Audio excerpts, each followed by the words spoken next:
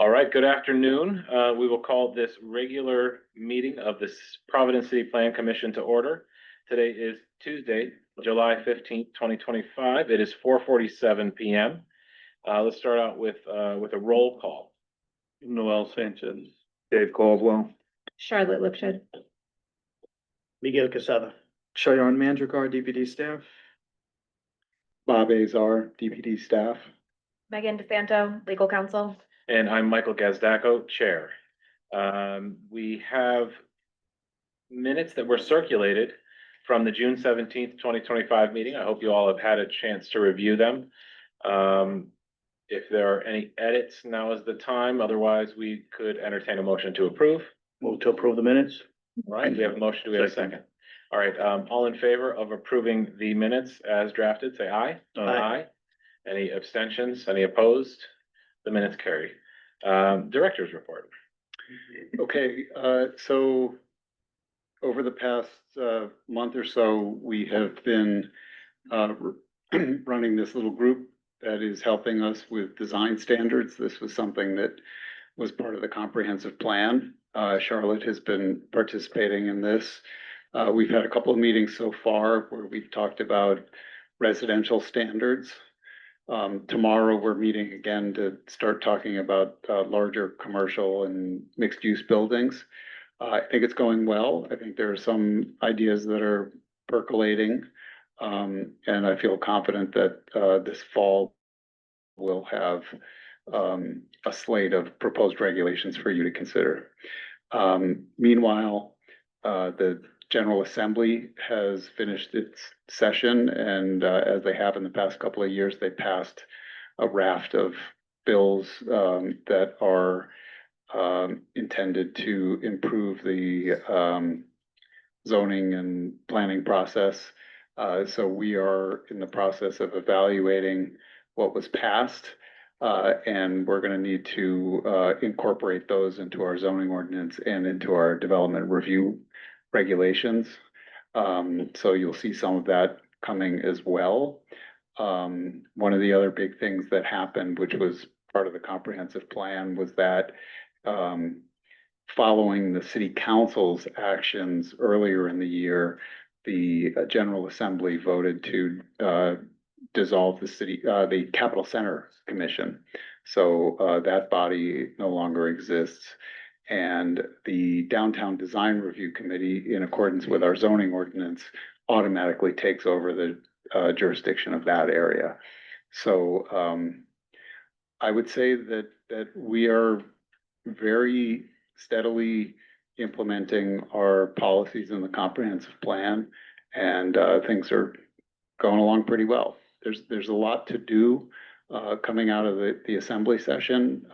I would say that there's nothing in those bills that's particularly alarming to us, and I think in some ways could be very helpful in terms of process.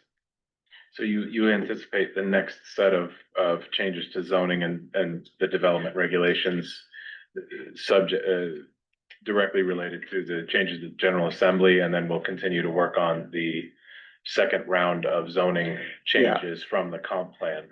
Yeah, so After that, I think parallel, and depending on how the work goes with the committee, we may advance design regulations together with state law changes, and then as we do on a regular basis, we'll also have a little bit of zoning cleanup. Some, because of what the state has done. But, we'll have to see, how we end up framing this up. But you could see, again, end of summer, early fall, you'll see some significant zoning changes coming through. wonderful. Thank you. With that, if there's nothing else, we can roll right into the first agenda item, which is a city council referral for 1 Charles Street. It's referral number 3601.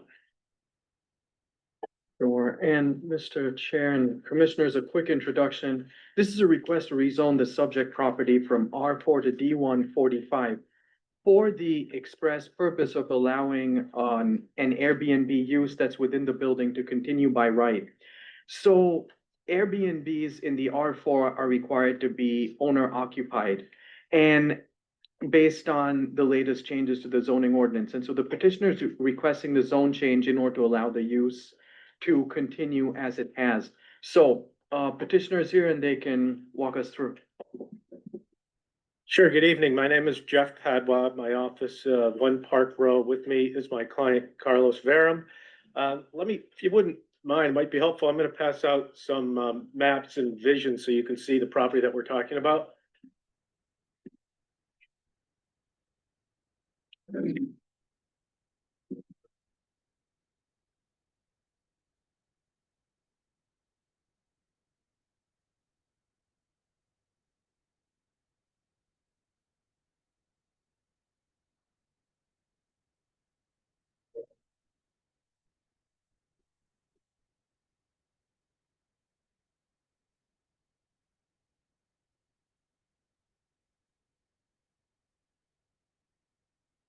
You can see from the first page I've highlighted in pink, this is this tongue that comes down between Charles and North Main Street. And in that grassy area, that's where the Wansatucket River comes through there.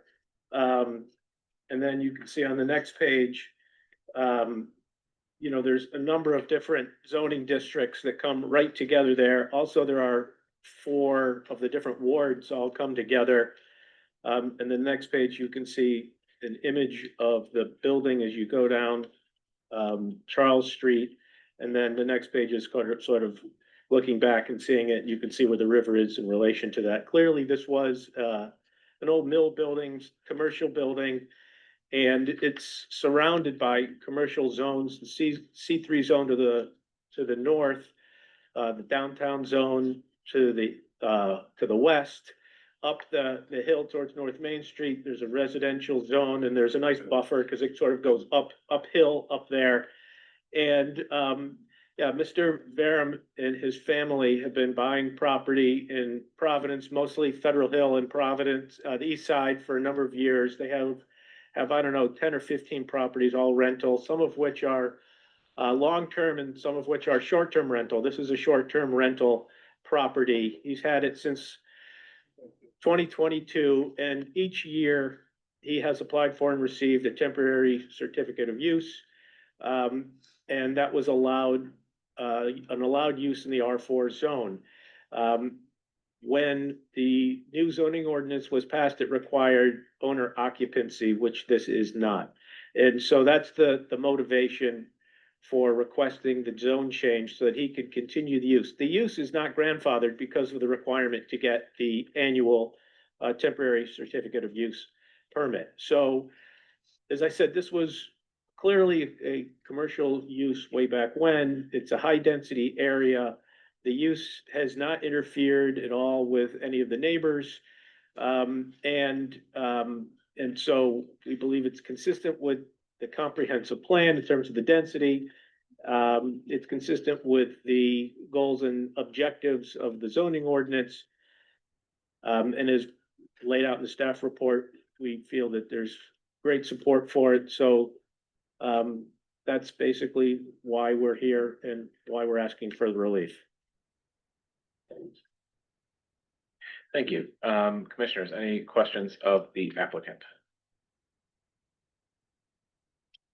All right, let's hear the staff report then, and we can open up to public comment. Sure, Commissioners, as has been pointed out, this use is directly adjacent to the downtown zone as borne out by the future land use map of the comprehensive plan, where downtown mixed use is adjacent to high density residential development.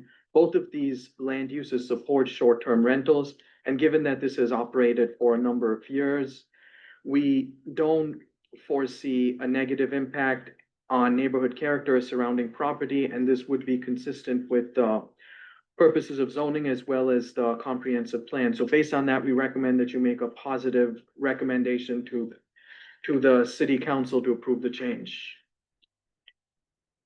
Okay, this is a public hearing, so with this, we will open up public comment now. If anyone here in the room wishes to speak on this matter, please raise your hand or make your way to this pillar here. And if anyone in our online meeting room wishes to speak, raise your virtual hand in the middle bottom portion of your screen, or press *9 if you're calling in. All right. Nobody signed in for that, so with that, we will close the public comment portion of this agenda item. I'm just quickly reviewing the use tables for the D1 zone. They're very similar to Yeah. C2. Yeah. And this is directly across the street from the D1 zone. And we suggested the sub-district of 45, which is the height limit. That's the same as the height limitation in the R4 zone. All right. And this, by the way, is in a historic district as well, so you're not likely to see any significant modifications to the building. Yeah, otherwise, I mean, it makes sense. It's kind of on its own little island down there anyway. Almost literally. Yeah, that was gonna be my question. This changes nothing about the historic district, the zoning change. Just quick, what was the previous use? Was it just for rentals? R4, which allowed Airbnb Okay. previously until we changed the zoning and disallowed it, unless it was owner occupied. Okay. Do you mean previous to 2022? Yeah, what was the use before? Sorry. We can, no, we can ask the applicant, prior to 2022, what was the use of this building? It was mixed use, commercial and residential. Yeah, I have no objections. This seems like good planning practice to allow this to continue. And I don't see any harmful outcomes that we wanted to protect residential neighborhoods from overabundance of Airbnbs, but this is more or less a commercial area.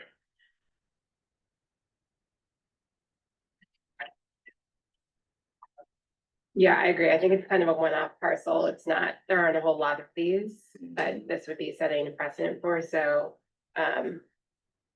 I can make a motion to recommend, let me get the thing right. Recommend to the, city council to approve the proposed zoning change from R4 to D1 45. Perfect. We have a motion. Do we have a second? I'll second that. All right, we'll go around and do a vote. Noel? Aye. Dave? Aye. Charlotte? Aye. Rachel? Aye. Miguel? Aye. And I vote aye. Best of luck at city Thank council. you very much. Now we'll move right along to agenda item number 2, which is minor subdivision with unified development review, a major change. This is case number 24-076 UDR, 16 to 22 Grove Street.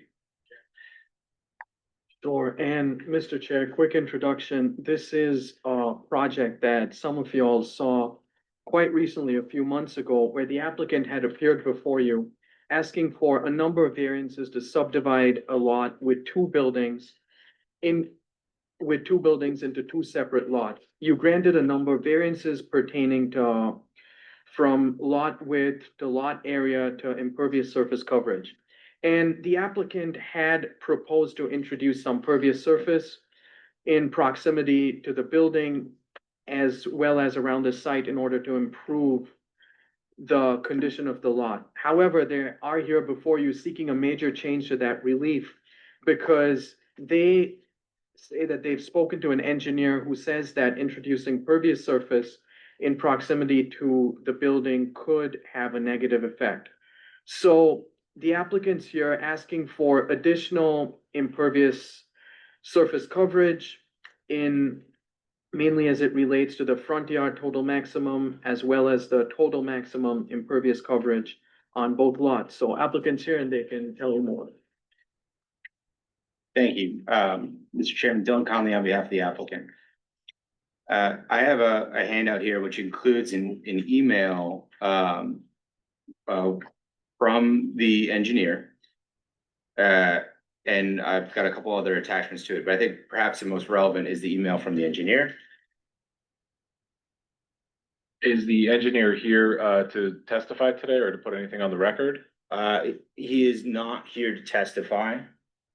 What I can walk you through, This is a zoning hearing, so we need testimony, sworn testimony in order to hear this properly. Am I correct?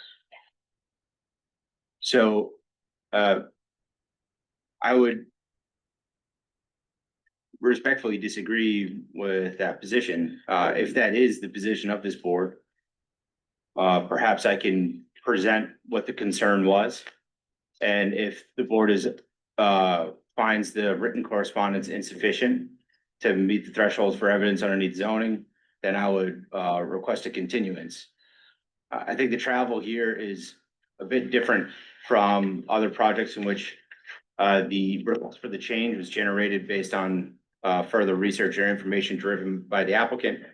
In fact, the request for the change, because of the problems with water infiltration into the basement, was generated by a commissioner here. Commissioner Sanchez identified that there's a risk of water issues in a basement when you remove an apron around the exterior of the building.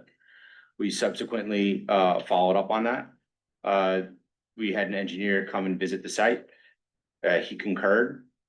If you look at the other images that I've attached, I've just highlighted the fact that every single inch around our parcel on all sides is paved.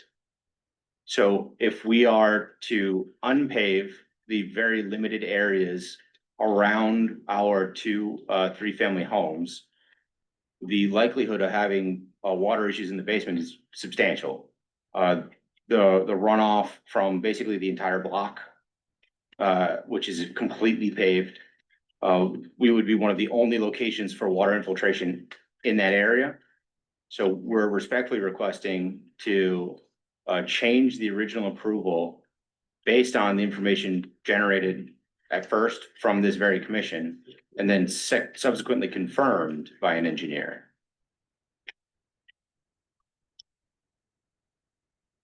So the engineer, that wrote this email, is he not in this room today? He is. Okay, then I'm confused. Engagements cover some things and not others.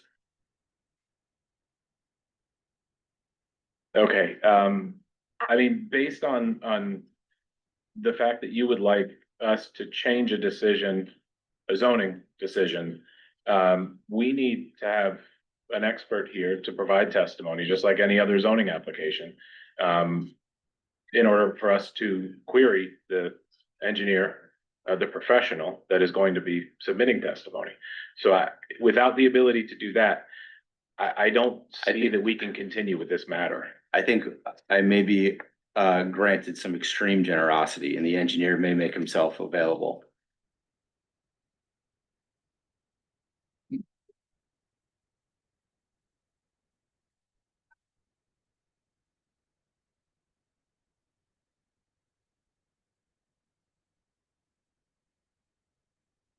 You're up.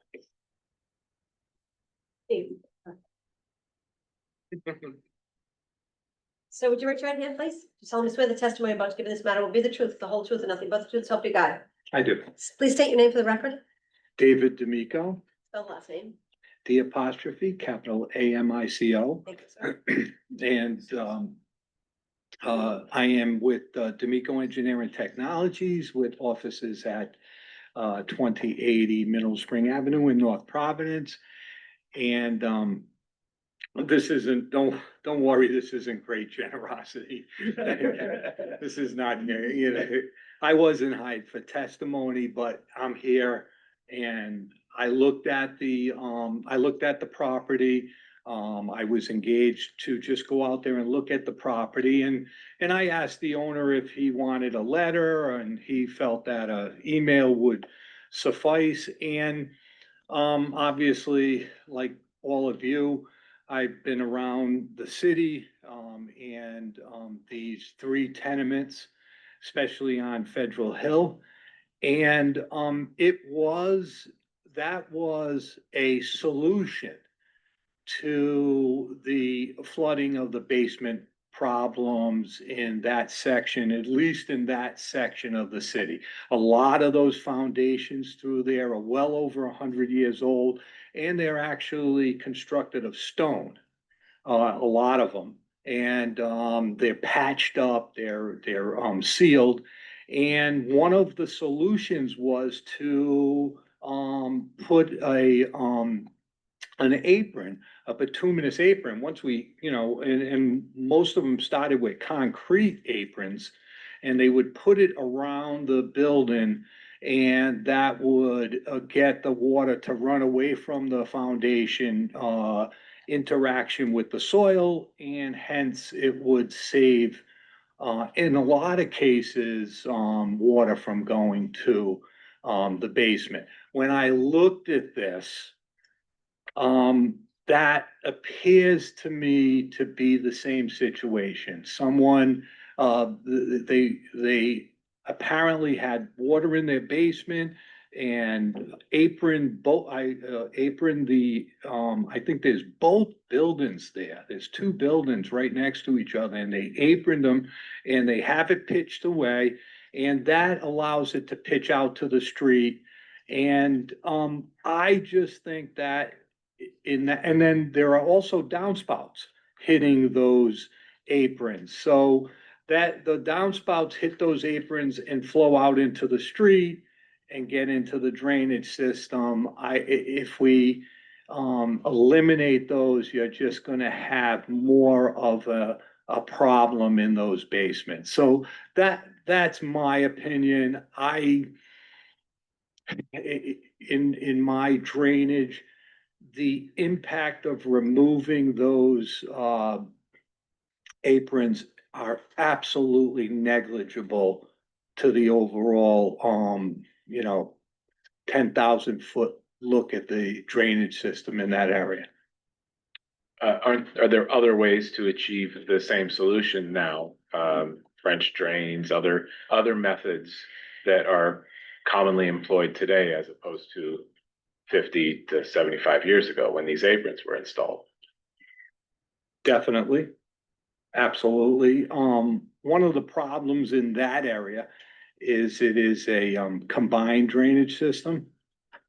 So I would normally like to collect the roof drains and bring them into the system, or look to see whether we could do a More impervious or pervious area? correct, So that well, or infiltrates subsurface into the ground. system, yeah, away from the building. I didn't see that opportunity here. But that I was really concentrated. No one asked me for the complete solution. Did you do anything other than just walk around the perimeter of these houses? That's all I did. Okay. Yeah, that's all. And So you that, didn't really and that's go why into you didn't go into the basement, you didn't not, look at anything other than I a did not. visual look at these houses and that's say, right. this could be a problem. But If I was asked as a professional to remove those, I would own it if it would, flood. So that's not something I would normally do. I wouldn't wanna impact, from what I saw, that would be an impact. That's the way I saw it, a negative impact. so as an engineer, do you have any other solutions to achieve what the city has requested, or to meet the standards? I really can't say because that wasn't my scope. My scope was to look at this. They want to go from the impermeable to pervious around the buildings. David, what is your opinion? That's what I rendered. Okay, I guess, let's start at the top again. Dylan, what is the request? Oh, first of all, Mr. Chair, I think the solicitor may want to opine about how this hearing relates to the last hearing and what kind of information you can rely on from the previous meeting. Yes, I don't know the date of the prior meeting. Do you know that? December of 2024. So in December of 2024, we had 4 commissioners present. It was, Commissioner Lipschitz, Commissioner Sanchez, Commissioner Coldwell, and, Chair Gazdaco.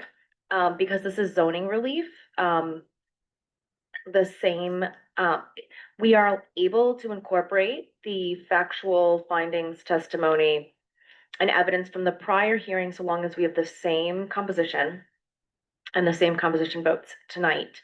We just have to make sure everyone can testify on the record that they are familiar, with, the testimony and evidence, or we have a record that everyone was present. So we can rely on, that. We don't need to do a full, evidentiary dive into every element again, but it is restricted on who can vote on this matter. Okay, so it's the 4 who were present previously. Yeah. Okay. So Rachel and Miguel, you have a little bit of time off. Okay, so the modification, a major change is being requested to the dimensional variance granted in December of 2024, which all 4 of us were present at. So we're carrying that forward as the findings and the facts of the record. What is the change proposed, Attorney Conley?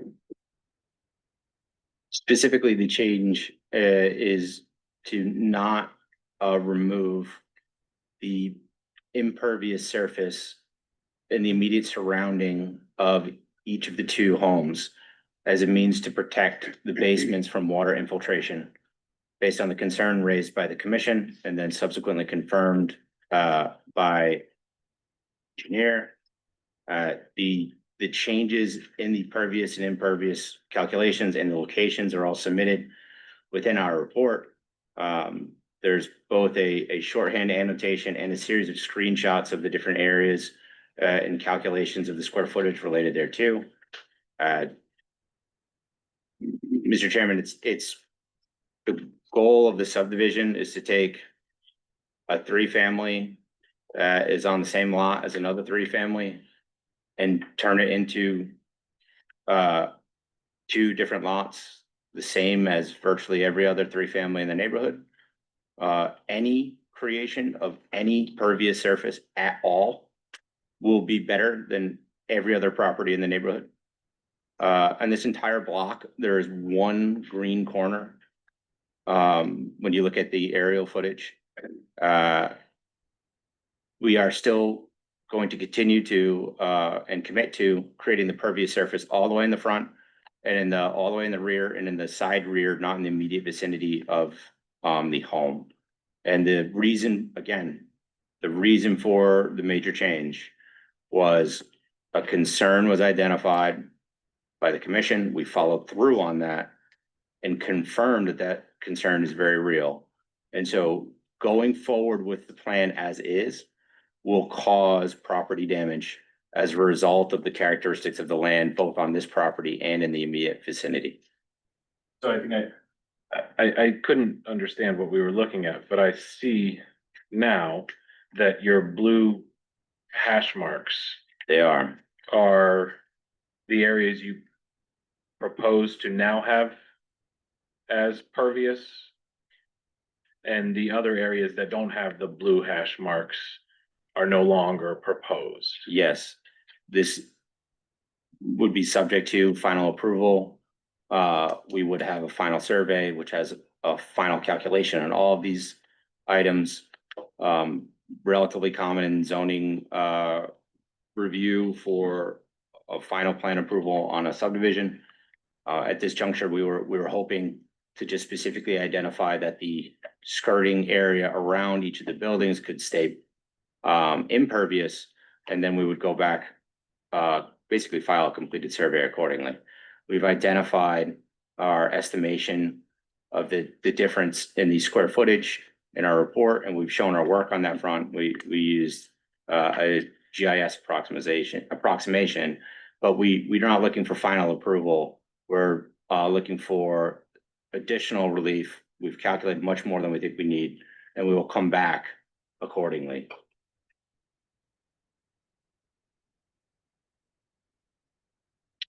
Noel, Dave, Charlotte, any questions of the applicant? I've been the only one speaking so far. No, my question was about the areas that within the gray area, what was still gonna be pervious and impervious, but that has been answered. Yeah, it's a significant reduction. Well, I think my question would be about, is there any other ways to manage the stormwater, on the property here? Does Yeah, I that go into the building code any, yet or not yet? No. Stormwater management on the property, on the renovation, Not for this No, use, not for residential. but pervious and impervious coverage, lot coverage Right, is, and that's part of the intent. right, to Um, keep the water. I don't know. I don't feel like enough due diligence has been done here for us to approve this change. I will say respectfully on that front, Mr. Chairman, the client has spent a lot of time and money pursuing this. I don't know that there's much left in the budget. And I think, He had, excuse me, he had an engineer come and do a visual look and told him to come and testify or write a letter I don't feel like that's a lot on this. this is probably about 2 years in. Oh, I understand. We saw this in December and we're back again. I understand that. But this major change is a major change. Mr. Chairman, I think a failure of the major modification today will result in no change at this property and a net worse scenario for stormwater management in the area. An approval of a major change results in an improvement to stormwater management in the area, and a denial will be no change to the property at all, as there are no funds left to do any sort of further work on these properties.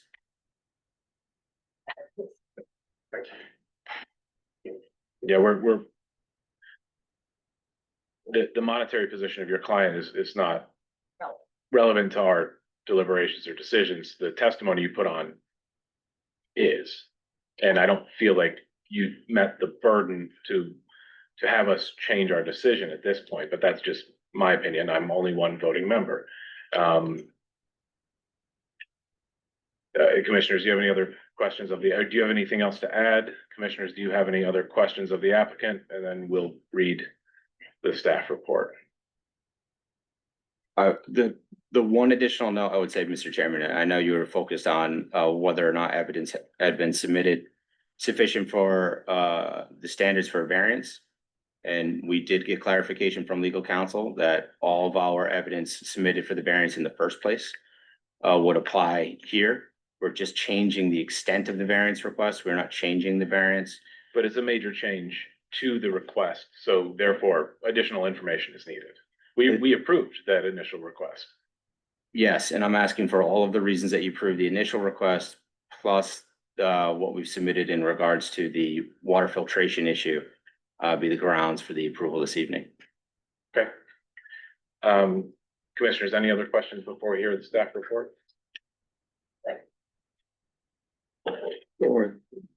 Thanks, Mr. Chair. And so moving directly into the variance, we did find that this property is unique, given that it's occupied by 2 3-family dwellings. And we did find that the relief that they're requesting to subdivide the lot, as well as the relief from impervious coverage, is due to the lot's unique character. As we know, the applicant had proposed to introduce pervious surface, but based on their conversation with an engineer, as they say they say that they aren't able to do that. So we find that these conditions are not related to any physical or economic disability of the applicant. Again, this is not the result of a prior action of the applicant. And given that this area is intended for high-density residential development by the comprehensive plan, we don't believe that subdividing the lot would be out of character with the future land use map of the comprehensive plan. And we do feel that denying the relief would prevent subdivision of the lot, which we construe as more than a mere inconvenience. So based on that, we do recommend that you approve the requested relief for the major change. Moving on to the subdivision, as discussed, we do find this to be consistent with the comprehensive plan. And subject to you granting relief, you would need to grant relief in order for this to comply with the zoning ordinance. And also, they are planning to plant some trees and meet the canopy coverage requirement. However, as you see right now, the plan doesn't exactly specify an exact area or amount of impervious coverage, so we would ask that the final plan clearly indicate the limits of impervious coverage and also include a calculation of the amount of paved surfaces relative to the relief granted. So we don't foresee a negative environmental impact as the applicant is required to comply with all environmental regulations. This is a buildable lot, and street access would be provided from Grove Street. So based on that, we would recommend that you approve the minor subdivision, subject to the condition that the final plan clearly indicate the limits of impervious coverage on the plan, with the calculation reflecting the amount of relief granted. And in addition to that, since the applicant has said that they are going to introduce some pervious surface on the site, we also would recommend another condition, which is that the applicant obtain a zoning certificate of compliance prior to final plan approval, just showing that they have introduced the pervious coverage as shown on the plan. Okay, this is a public hearing, so at this point, we will open public comment on this agenda item. If there's anyone here in the audience who wishes to speak on this matter, please raise your hand or make your way up to the front. And if you're joining us in our virtual room, please raise your virtual hand or press *9 if you are calling in. Okay. We seeing none, we will close the public comment portion of this agenda item. All right, so Bob and I were just discussing something. Want to ask him to pull something on the screen here.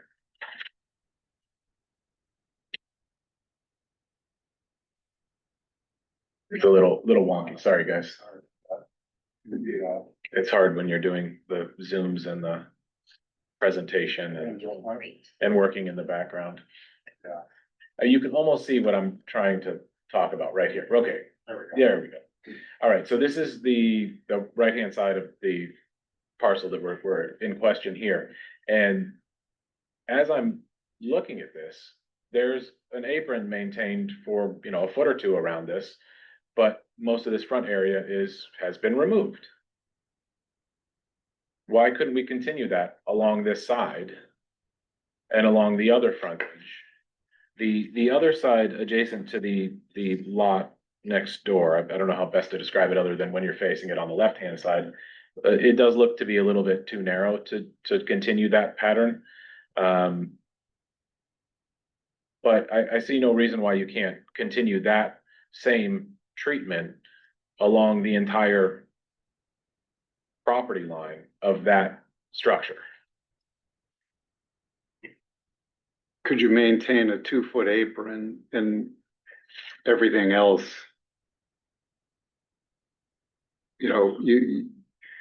This is a pretty common, any house I've lived in, if it has that apron, it's about one and a half, 2 feet.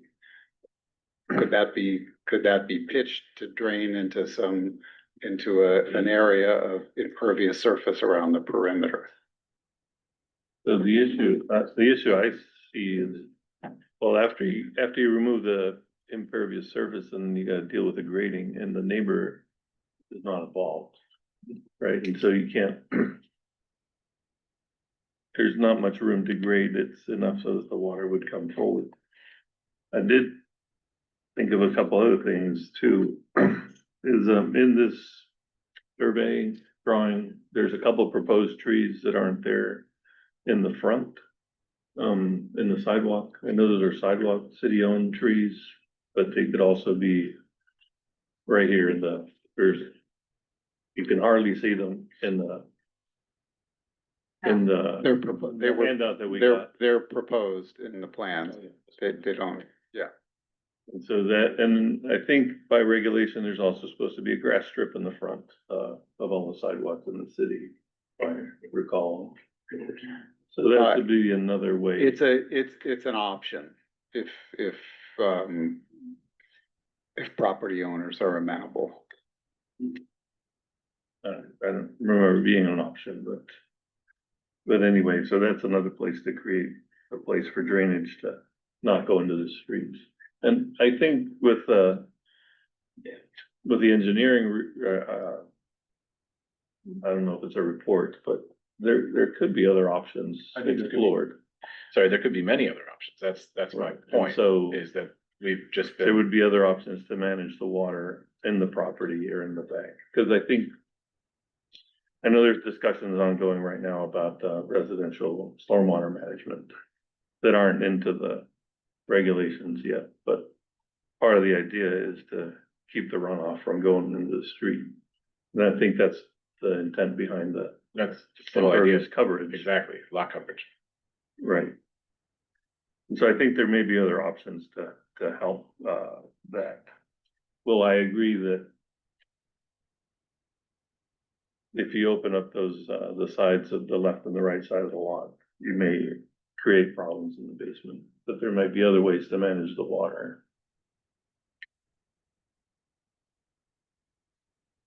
Charlotte, Dave, what- Yeah, I mean, I agree.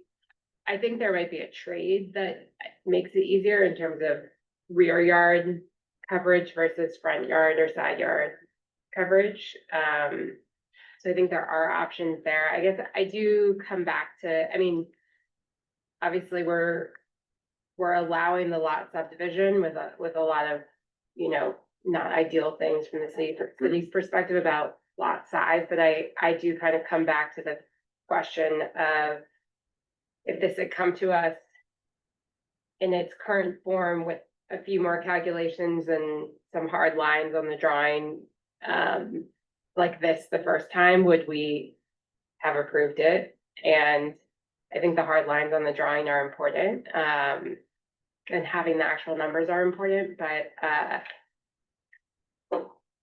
I think we probably would have. we probably would have, you're right.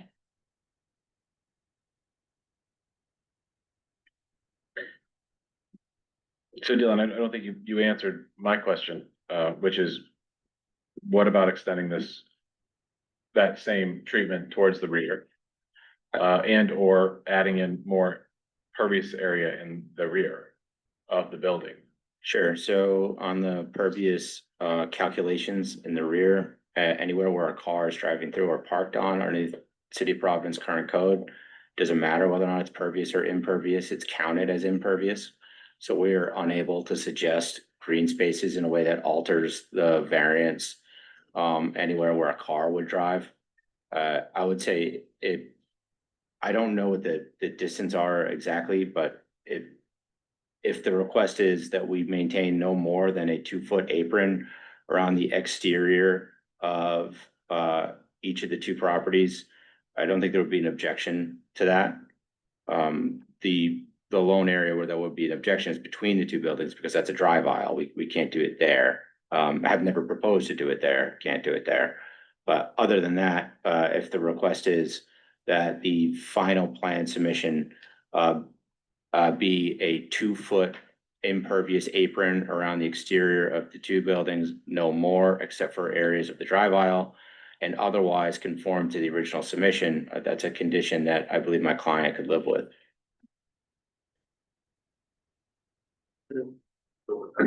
Can we request anything on the sidewalk or no? I don't believe so.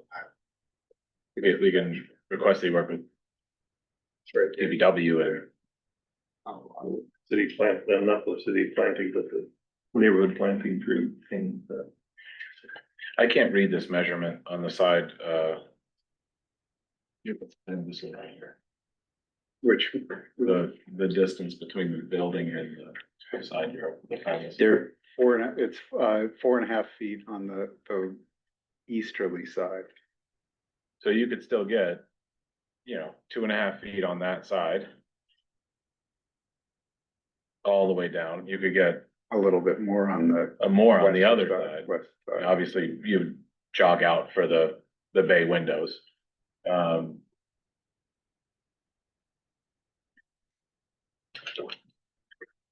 mean, I think that's a good compromise.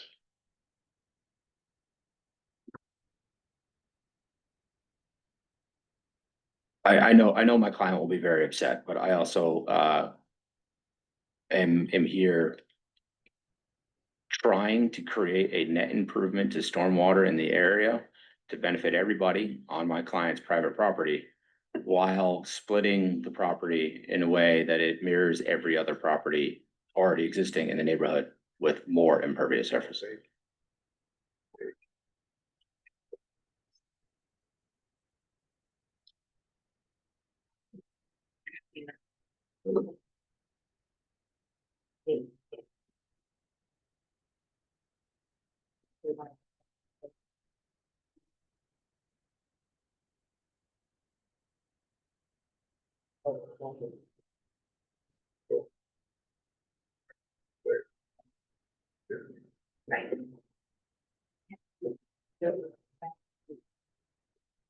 Okay,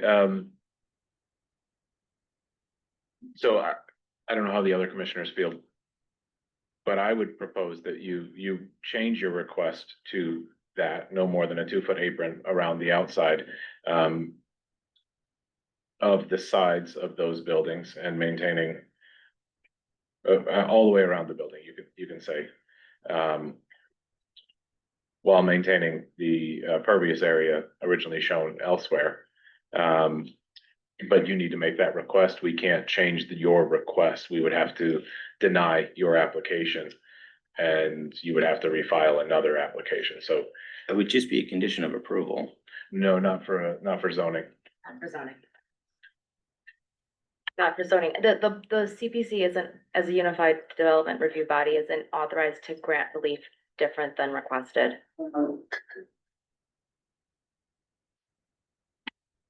It can, as the zoning board does, if based on feedback the applicant is receiving from the members, change the request and they can vote accordingly. But otherwise, it's just a vote on the requested relief, for or against. So be it. We will amend our request accordingly. Okay. All right, we have an amended request to maintain no more than 2-foot apron around the exterior of the buildings. With the exception of the drive aisle. With the exception of the drive aisle. Understood and agreed. And that was the only change necessary. The other points would still be that the final plan listed in the staff report would remain, so. So the zoning certificate of compliance. Oh, and a zoning certificate of compliance would be needed as well.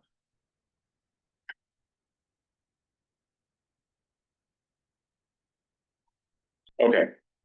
All right, we have a modified request for a major change to a minor subdivision. Can I ask one more question? Absolutely. Given that we have an expert up here, and there's been some question already raised about whether the grading would work out in this case.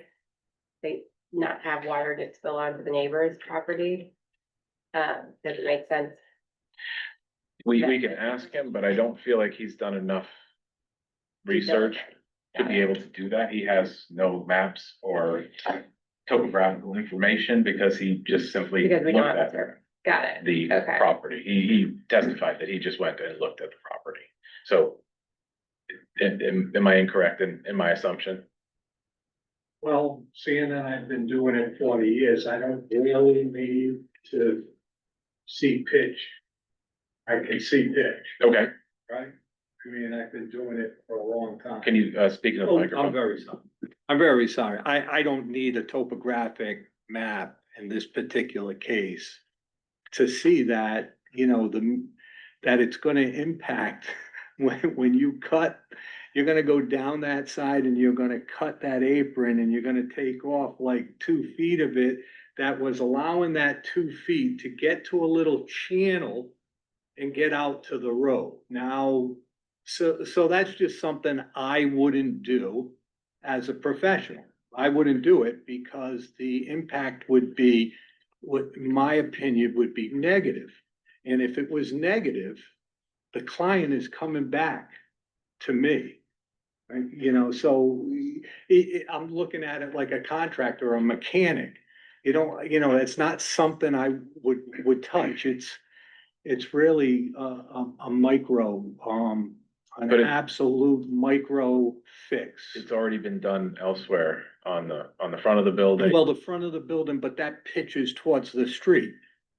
In between the buildings and it channelizes. If you look at it, you can see it on the pictures, and that's what I saw, Mr. Chairman. I'm just, you know, giving you my view on that, you know, on my professional view. So, you know, I think that I just want to say what, you know, what you're asking for is micro. It's really a micro and would really, in my opinion, have more negative impact on the property owner than negative impact on the city right of way. That's my opinion.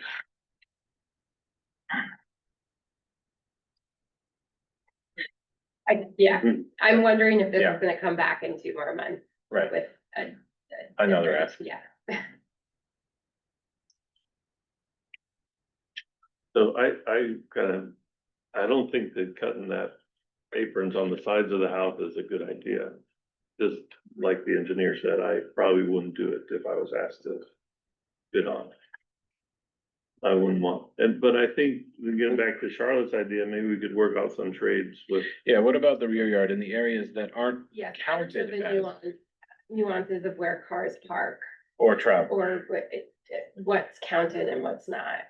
Do you Even guys if it's have- not counted, can we take that into consideration if the applicant proposes some cutting up of the asphalt in the back and putting in grass pavers or something like that? It does, it doesn't count. If you put down something that's impervious and you park on it, we would consider that. I'm sorry, if you put down something that's pervious and you park on it, we consider it impervious, because it will be eventually impervious. It'll fill up with grit and grime and other kinds of things, and it will be compacted, you know, unless it's a real, you know, pervious detail that involves significant excavation and building up of layers and so forth, and it has to be maintained. I don't know that that's gonna happen. No, and that's expensive. You know, the other thing, and, you know, I know this has been years because we've been talking to this applicant. He was unwilling to give up any parking. I mean, that's the other thing that could potentially give, and he was unwilling to do that. It would require parking relief. I mean, I'd be more willing to give up a parking spot for some parking relief at this point. Could I just ask a question regarding pervious parking? Because that's a common feature down where I do a lot of work. It's all engineered. Now, why wouldn't the city approve a detail that like CRMC and DEM approve for pervious parking?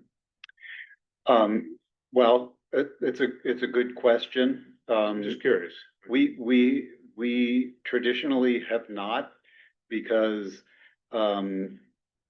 someone's gotta inspect it, someone's gotta make sure that it's properly maintained. These things don't maintain themselves. And, you know,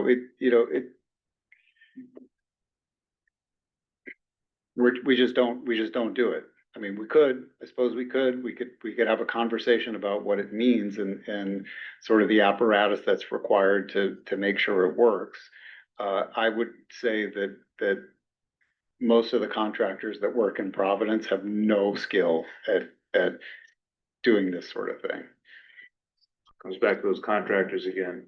Okay, so this happens to be, gotta watch those contractors. I understand that you don't do a lot of work in Providence. And no other than to driveway. This is just a slight aside. This brings up a point of the city is correctly trying to introduce ways where we can reduce impervious surfaces. And I think that's a great thing.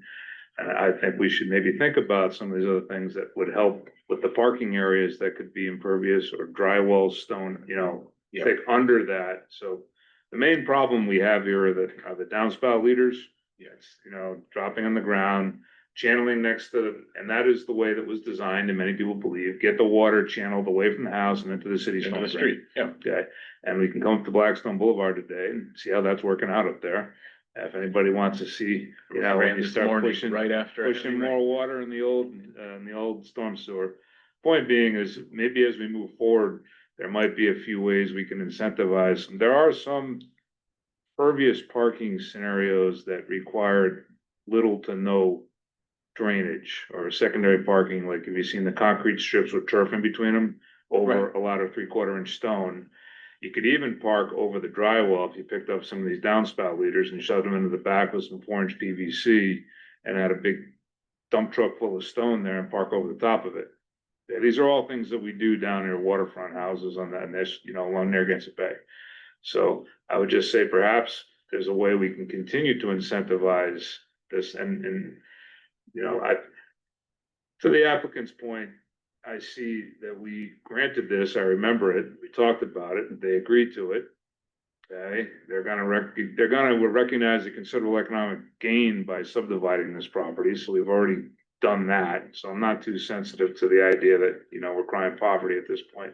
I would say there's several ways to solve this, and I think we'd be well served by having some precedent how we can continue to move forward on applications of this nature, that we can solve these solutions beyond saying anywhere you park cannot be considered pervious. I don't think that we should have a line quite that hard, in my opinion. So just my thoughts. Mr. Chairman, an alternative area that has been discussed by five in the past is a green area in the center of each of the parking spaces. I think that mitigates the risk of them being sort of driven over and packed down. I can offer that. So it sounds to me like the applicant has already opened the door to creative solutions here to get where I think we should go. Would that be fair to say, perhaps, to the applicant? Yes. I would be open to creative solutions. I would too. I just don't know how to vote on that. I don't know. I didn't say I had all the solutions. I do support the reduction of the error. So here's a thought. How about, if the applicant would be willing to ask for the same relief, but also to incorporate grass strips, in sort of the middle of these parking spaces, and also request that, at the same time he plants the trees within the public right of way, that the city allow him to incorporate grass strips adjacent to the curb. What about the garage as well? In addition to that, there's no basement in the garage, I assume. Where are the roof leaders coming down on that building? I don't know. I'd be surprised if there are. May not roof even leaders. have got- Yeah. I don't know. Feel like we could take a little bit out around that too, stay away from the house. Yeah, I don't know. Mr. Well, you Chairman. only have one side there. Right, yeah, it's really just that And there's side not by the much- house, unfortunately. There's not much side to speak of. Yeah. Okay. Not worth I it. mean, I think I'd be more amenable, we follow what Bob just said. All right. The the solution or the ideas. Yeah. So it's the request with adding in grass areas and the 3 parking spaces, is that? Well, and also a request to the city that when they're putting in the trees, that they add a grass strip in the sidewalk. The applicant is amenable to that, So they change. modify your request to that? Yes, we'll do that. Okay. Could we just, so the record is clear, confirm for the record whether this does or doesn't incorporate the previous 2-foot apron? This is, Does It does not. Does not. thank you. This is the original ask with additions of the sidewalk, landscaping, and the areas in underneath the 3 parking spaces, in the middle of the 3 parking spaces in the rear of the lot, parcel A. You need to formulate a motion based on that. And this is somewhere, because we already have our findings. He's accepted the change, yes. Okay. Yeah, he requested the change, yes. Okay, yeah. But with the conditions, if you wanna. With yeah, Incorporating the record of the previous hearing. Yeah. So if you say those granting the relief requested by the applicant as amended, which includes the grass strips and the grass strip on the street and the grass strip and the parking stalls, incorporating the record from December's hearing and with the conditions in the staff report, with an additional condition that they seek a zoning certificate of compliance prior to final plan approval. now you can say something. So moved. All right, we have a motion. We have a second. We have a second. We'll go around and do a voice vote. Noel? Aye. Dave? Aye. Charlotte? Aye. And I vote aye. Mr. Chairman, members of the board, I want to thank you. This has been a source of extreme tension for my client, and he will be very grateful for your solution this evening. Thank you. Moving right along to agenda item number 3. Major land development project, public hearing, case number 25-036 MA. It's 21 New York Avenue. Right, sure. Thanks, Mr. Chair. And this is a request for approval of a major land development project combining master and preliminary plan approval. So this is in the Port of Providence at 21 New York Ave. The applicant is proposing to construct a metal framed fabric storage structure with a footprint of approximately 50,260 square feet. That's going to be used to store materials that will be transported as well as brought in through water transport. And in doing so, they're also asking for a couple of waivers. One is from submission of building renderings, and the other is from submission of state approvals at the preliminary plan stage. And as you will be seeing, they will not be requiring that second waiver. They're also planning some additional improvements like parking and other amenities like trailer for staff. So yeah, I believe the applicants are here and they can tell you more. Okay, have the applicant make their way up to the microphone, introduce yourselves. Yes.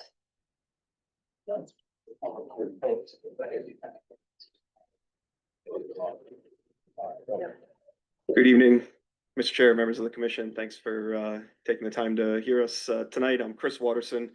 I'm the CEO of Watterson Terminal Services. We are the manager of Provport. Provport is a partnership with the city of Providence. We have a long 30-plus year relationship with the city that was just recently extended back in 2024 for another 30 years for managing the former city-owned port of Providence, which is 140 acres in South Providence on the Providence River. We have about 15 tenants at the port right now, utilizing the quayside, and are happy to have the opportunity to bring in a new tenant, L3 Harris, who is here to describe what they're going to do. But the building is like other storage buildings we have on the port, metal frame with a fabric roof, 50,000 square feet of warehouse space, which is in high demand in the port space, not just for this opportunity, but there would be an opportunity beyond this lease to use the facility for storing other cargoes in the future. So just wanted to point out too, the Provport agreement with the city of Providence is a revenue sharing partnership. As the as Provport increases revenue and does well, there's a percentage shared with the city of Providence in addition to the tenant paying property taxes on the site. So it's a sort of double win for the city when Provport brings in a new tenant like L3. So with that, I'd like to introduce Brian from L3 Harris. Good evening, Brian Henson with L3 Harris. Yeah, representing the operation, we're looking to stand up here. Just state your name for the record, please. Brian Henson, Spell it. BRYANHENSON. Thank you. Again, operations similar to what would be found here in the port. It's undersea cable coming in by ship, leaving by ship. We would do some integration to the cable, and then ultimately it goes out to our ultimate customer. But yeah, project we're really looking forward to getting stood up here. My name's Jason Moon, representing the architect. JASON, MOON. Sure. So everyone else has already mentioned W3 zone, maritime industrial use. Proposed construction is inside of dimensional requirements as well as parking requirements for the zoning ordinance. We're asking a couple things as mentioned by Choyan. One was relief from the building renderings. This building cannot be seen from any public street. You're behind checkpoints, you're behind security, you're behind gates. So we were just asking if that could be set aside. The only other requirement here, landscaping requirements. So on this particular site and in most of the surrounding area, not a lot of landscaping, not a lot of trees, not a lot of plantable area. So we're just asking, as per the ordinance, to be able to do that off-site. We've contacted the city forester, haven't heard back yet from him exactly how we're gonna do this, but we have a table in our submittal package outlining all of what's required. We're looking to potentially do it in the Washington Park neighborhood, right up the road. And with that, we would meet all of the requirements as far as we're aware of the ordinance.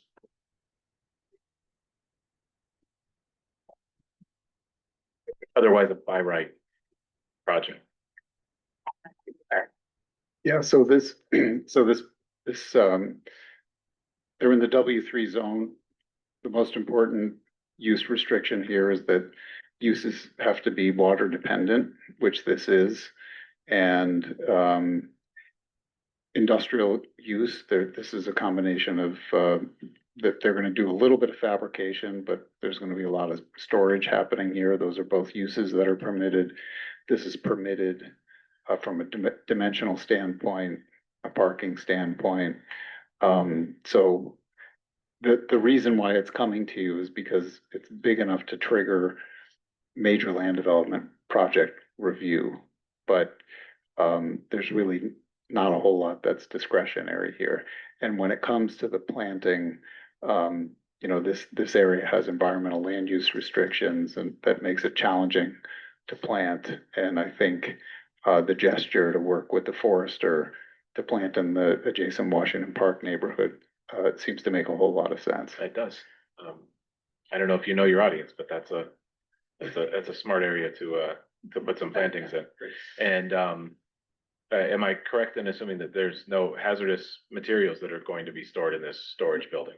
Absolutely. That's what I thought. Those are usually the biggest things that we hear from the constituents in the surrounding areas. You know, this seems to be, when I was looking at it over the weekend, this seems to be exactly what everyone wants from this area. It's a water dependent use and it's not hazardous to anyone's health. I mean, I think that's the ideal tenant and fit out here. So, well, truck traffic, yes. How much traffic in and out of tractor trailers, things like Very that? intermittent. very intermittent. I mean, you're only talking, one or two a month at most. A month? Yeah. Oh, wow. It's, It's all water? most of it, yeah, Your will be materials water. coming Truck off traffic would be water. very, like I said, very intermittent. As they integrate these things into this cable, they would get a shipment in, truck would leave, but that happens so infrequent that, yeah, one or two trucks, maybe a month type So you thing. get the raw materials in via By boat, ship, yep. and then you They send them out. stay there, they do the work on the material, and then it leaves, eventually by ship. But again, truck traffic, very intermittent. Wow, That all the time. yeah. I have a quick question. Is there noise associated with the work? Do you have projections about what? like, No, nothing? Okay. no noise to it. And It's not heavy manufacturing or heavy machinery or anything like that. Any other questions of the applicant? Okay, as someone who lives in Washington Park, I'm very interested in like where alternate plannings could have been proposed or suggested. Would be very interested in some screening along Allen's Avenue. If that's possible, if that counts.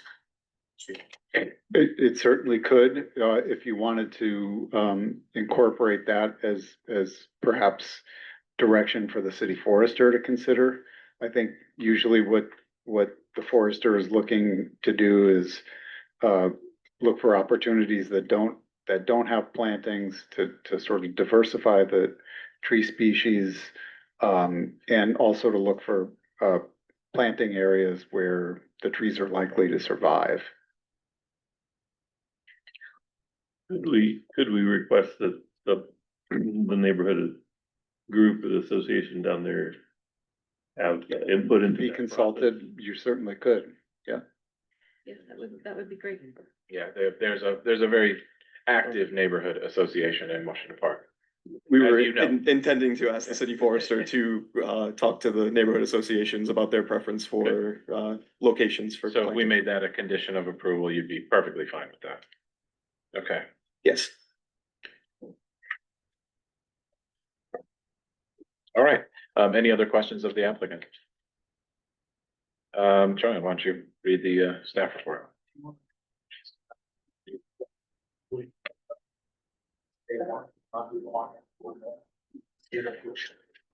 Oh, I guess, yeah, let's just go over the waivers really quickly, just to make sure that it's on the record.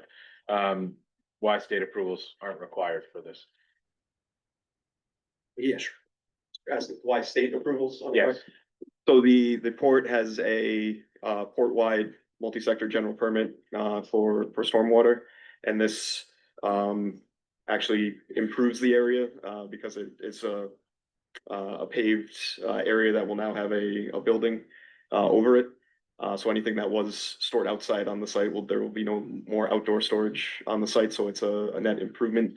So it's a modification of the stormwater plan within that permit, but not a separate stormwater permit per se. Thank you. Oh, no. Let's hear the staff report.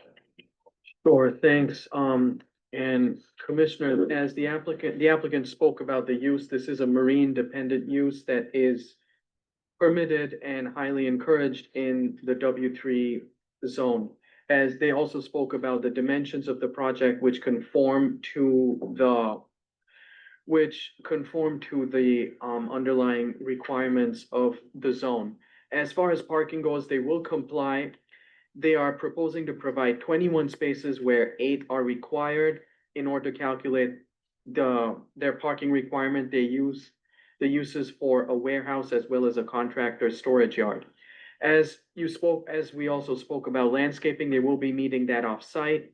And the applicant does have a drainage plan that will employ sediment traps and silt fencing and also have assigned stockpile areas to prevent erosion off the site during construction. They have submitted a lighting plan that complies with the ordinance. And then as far as the waivers go for the building renderings, we do feel that the elevations they submitted would suffice to meet that requirements. We would recommend that you grant that waiver. And as discussed, they do not need the waiver from submission of state approvals at the preliminary plan stage. Then based on that, we would recommend that you combine both master and preliminary plan approval, having found that the applicant meets the requirement for both stages. As discussed, this is in conformance with the comprehensive plan, specifically as it's located in the waterfront port area, and it's in conformance with objective ED1.E, which encourages investment in the waterfront for economic growth. They comply with the zoning ordinance. We don't foresee a negative environmental impact. No physical constraints to development of the property, and physical access will be provided from New York Ave. So based on that, we recommend that you grant the waiver from submission of a building rendering, that you vote to combine both stages, master and preliminary, and then grant master and preliminary approvals subject to these conditions, that the drainage plan be subject to the city engineer's approval. The landscaping plan shall be subject to the city forester's approval. And as we've said, it should be done in consultation with the Washington Park Neighborhood Association. Okay. This is a public hearing, so at this point, we will open the public comment portion of this agenda item. If there's anyone here in the physical room who wishes to speak on this item, please make your way up to this front pillar. If there's anyone joining us in our virtual room, please raise your virtual hand or press *9 if you're calling in.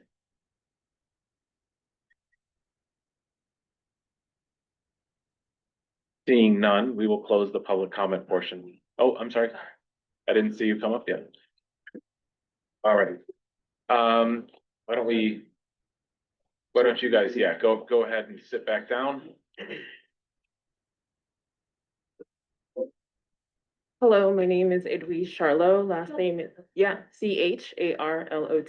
I just wanted to make a note that the PVD tree plan is a cross-section of both community partners as well as the city forester that have worked on this very comprehensive plan that I think would be beneficial for you all to also consult. In addition to the city forester, there are many organizations whose staff members live in Washington Park, and I think they would want to be involved in any visioning, and any information would be greatly appreciated.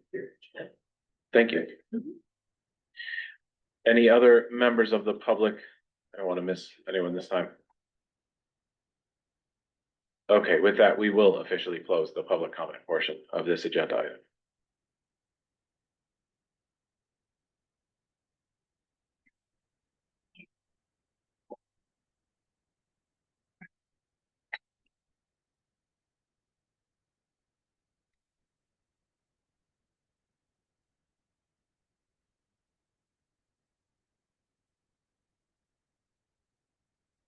Okay, I feel like we've done a disservice to Mr. D'Amico. We haven't called you up for this one. Just kidding. So on this one,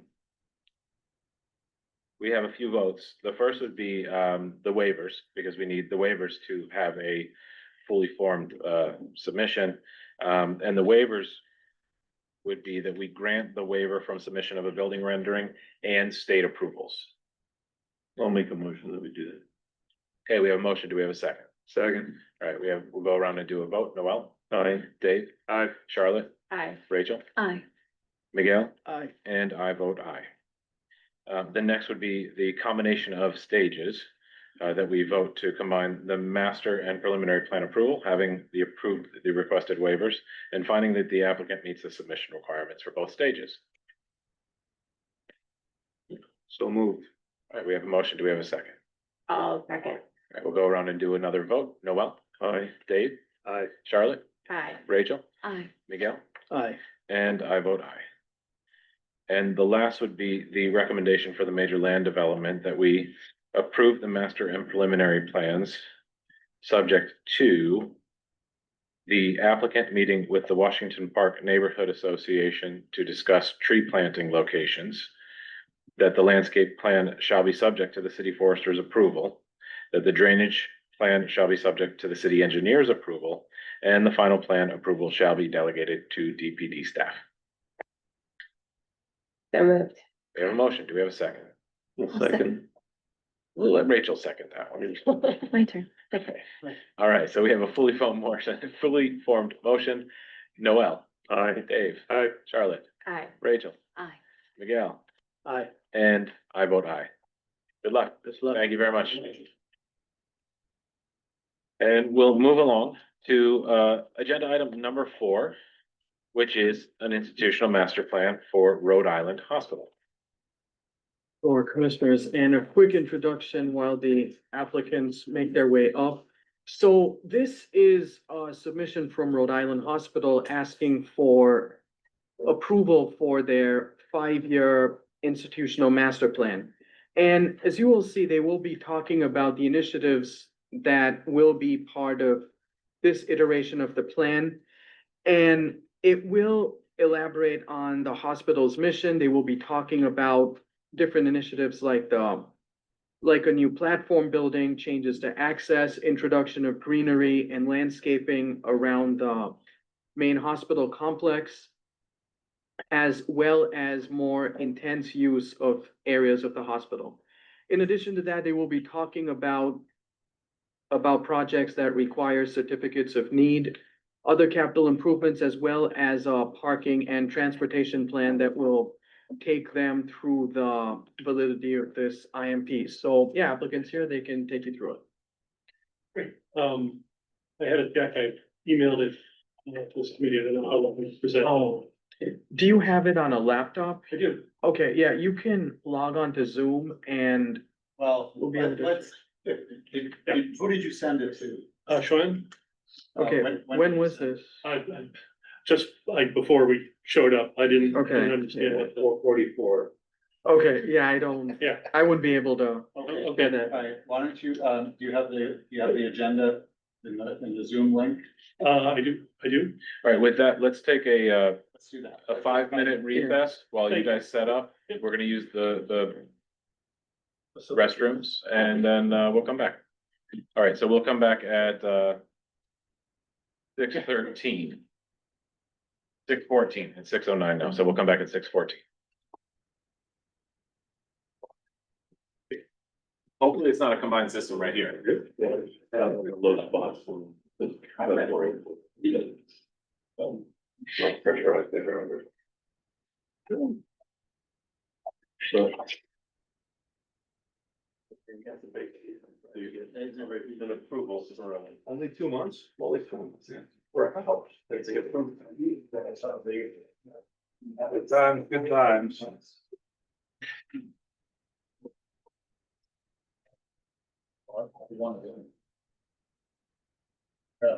What? Well, no, well, yeah, you know,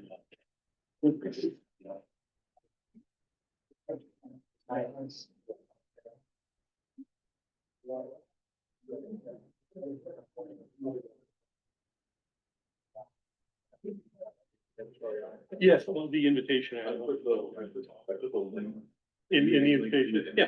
So, okay, I just have to get through my, security as well.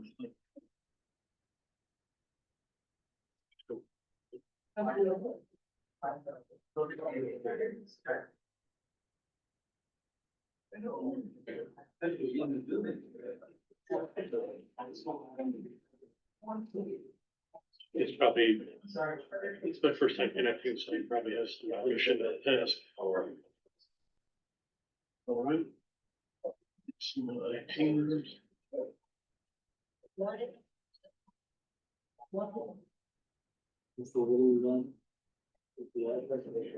Yeah.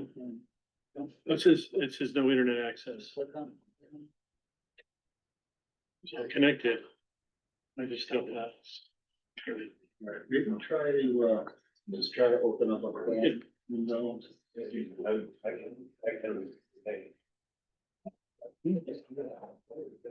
Four. So it's redirect me to the guest board.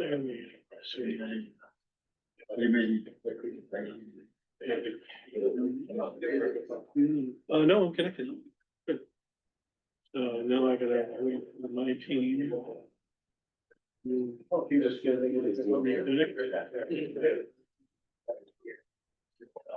Yeah, every time. Every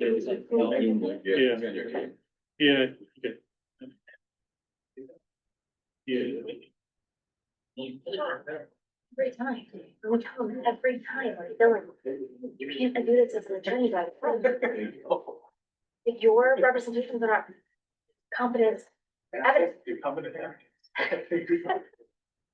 That's the way that we.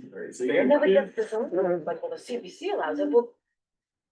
It's not unified development review, like, it's a little, yeah, Planning, yeah. yeah, but Zoning when you're is asking different. for. There's a different threshold. Yeah. So, not really knows that. The zoning board. The microphone. knows what to put on evidence, but he tries the same thing at the zoning board, then he tells the zoning board, CPC doesn't require. Tricky one. So this is an interesting point that you brought up here. Charlie, can you work on that? Okay. The design regulations Yeah. of rear yard, yeah. But the tricky point of the pervious surface? Yeah, Yeah, because, so. Why is You should be looking at, you know.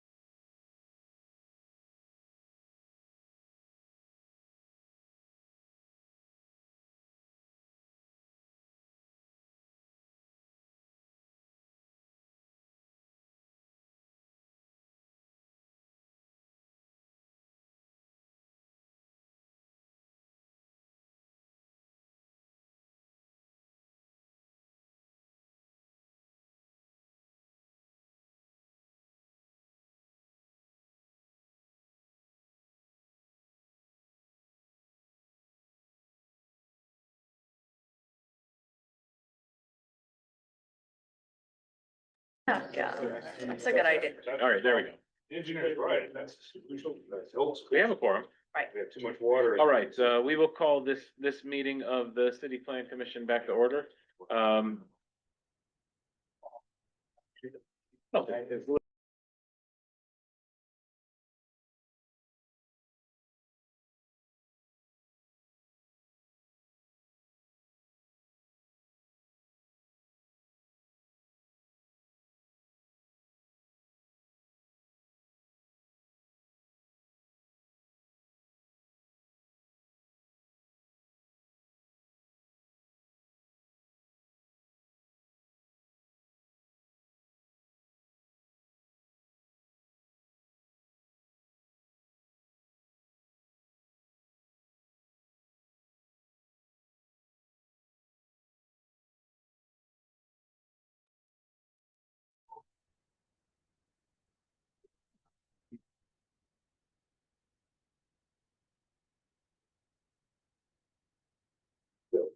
Okay, now that we have our technical difficulties figured out, please proceed. Great, thank you. Mr. Chair, commission members, Director Azar, thank you for hosting us and considering our institutional master plan. My name is Tim Quirk. I'm with Brown University Health. My title is VP of Facility Planning and Real Estate. With me are Paul Bedard from Cressa, who is the program manager for our institutional master plan at Rhode Island Hospital, Scott Lindgren and Robert Clinton from VHB, who were our consultants for traffic, landscape, and civil engineering, as well as George Takutis, who worked on our initial master plan internally, as well as sort of translating that into the institutional master plan that we're about to present tonight. All of you have the document. It's pretty thorough, comprehensive, and data rich. I don't intend to read every last little number in it. But I do want to give you the flavor as to what we're doing and why we're doing it. So in sort of going over the history of the hospital, going back to 1868, it's been a part of Providence since then. It has grown, it has changed along with the city. and continues to support, its citizens and the citizens of the region. It sits within Ward 11 of the city, although we have properties in, the first ward in the Jewelry District, as well as, the 10th Ward, South Providence. The point of this institutional master plan is really to address some of the, many functional deficiencies that are at the hospital. Rhode Island Hospital, is the region's #1 trauma center. It is an excellent hospital providing top-notch care. Its facilities are, not as good as the people who work there. In 2022, the board, brought on new leadership to help guide, at the time, Lifespan at its hospitals and many patient care centers. And the first thing that they noticed was that, the condition of Rhode Island Hospital really needed some attention. So what they did was conduct a facility conditions assessment, basically a stem to stern review of every building on campus, that points out all the different problems and deficiencies, and essentially deferred maintenance across the whole campus. What they came up with was what was estimated at the time about $2 billion worth of work needed to address deferred maintenance issues. And so deferred maintenance meaning we would need to spend $2 billion just to get up to where we should be. Now, at the same time, they realized that the hospital hadn't undertaken a sort of major transformation in many years. And there was a lot that was needed to bring operations up into the 21st century in modern healthcare. These challenges were considered and assessed by Troy Kobus internally, sort of when we said, okay, we have this hospital, what should we do? Right. So rather than working from a data-centric master plan where we worked from the ground up, we took a very high-level view and said, what are the things that we can do that will make this hospital a better place and serve the community better? We looked at sort of 3 categories of challenges. The first were conditions, as I mentioned in the facilities assessment report. The second was how the buildings were organized. Over time, the hospital kind of organized itself into a long linear collection of buildings, which is really not the best for a hospital. You kind of want more of a hub and spoke organizational diagram for a hospital. And a lot of the clinical functions within the hospital were perfectly fine, but again, they needed some updating and refreshing. So this turned into what we're calling the Rhode Island Hospital Transformation Project that allows us to address many of the functional deficiencies, the challenges I just presented, and bring this hospital into the 21st century.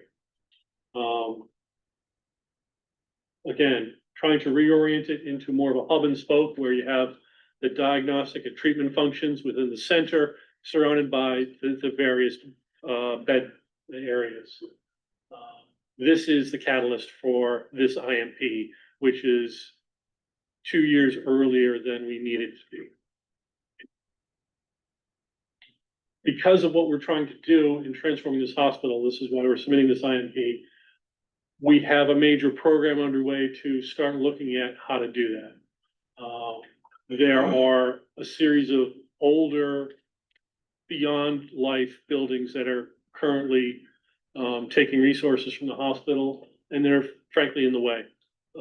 These are wood frame, load-bearing masonry buildings. They have really no clinical function whatsoever. There's no clinical use for them. We can't bring in a modern HVAC system that's necessary for a hospital. So there are several of these buildings that are in the way. We want to open up Plain Street back to Dudley Street.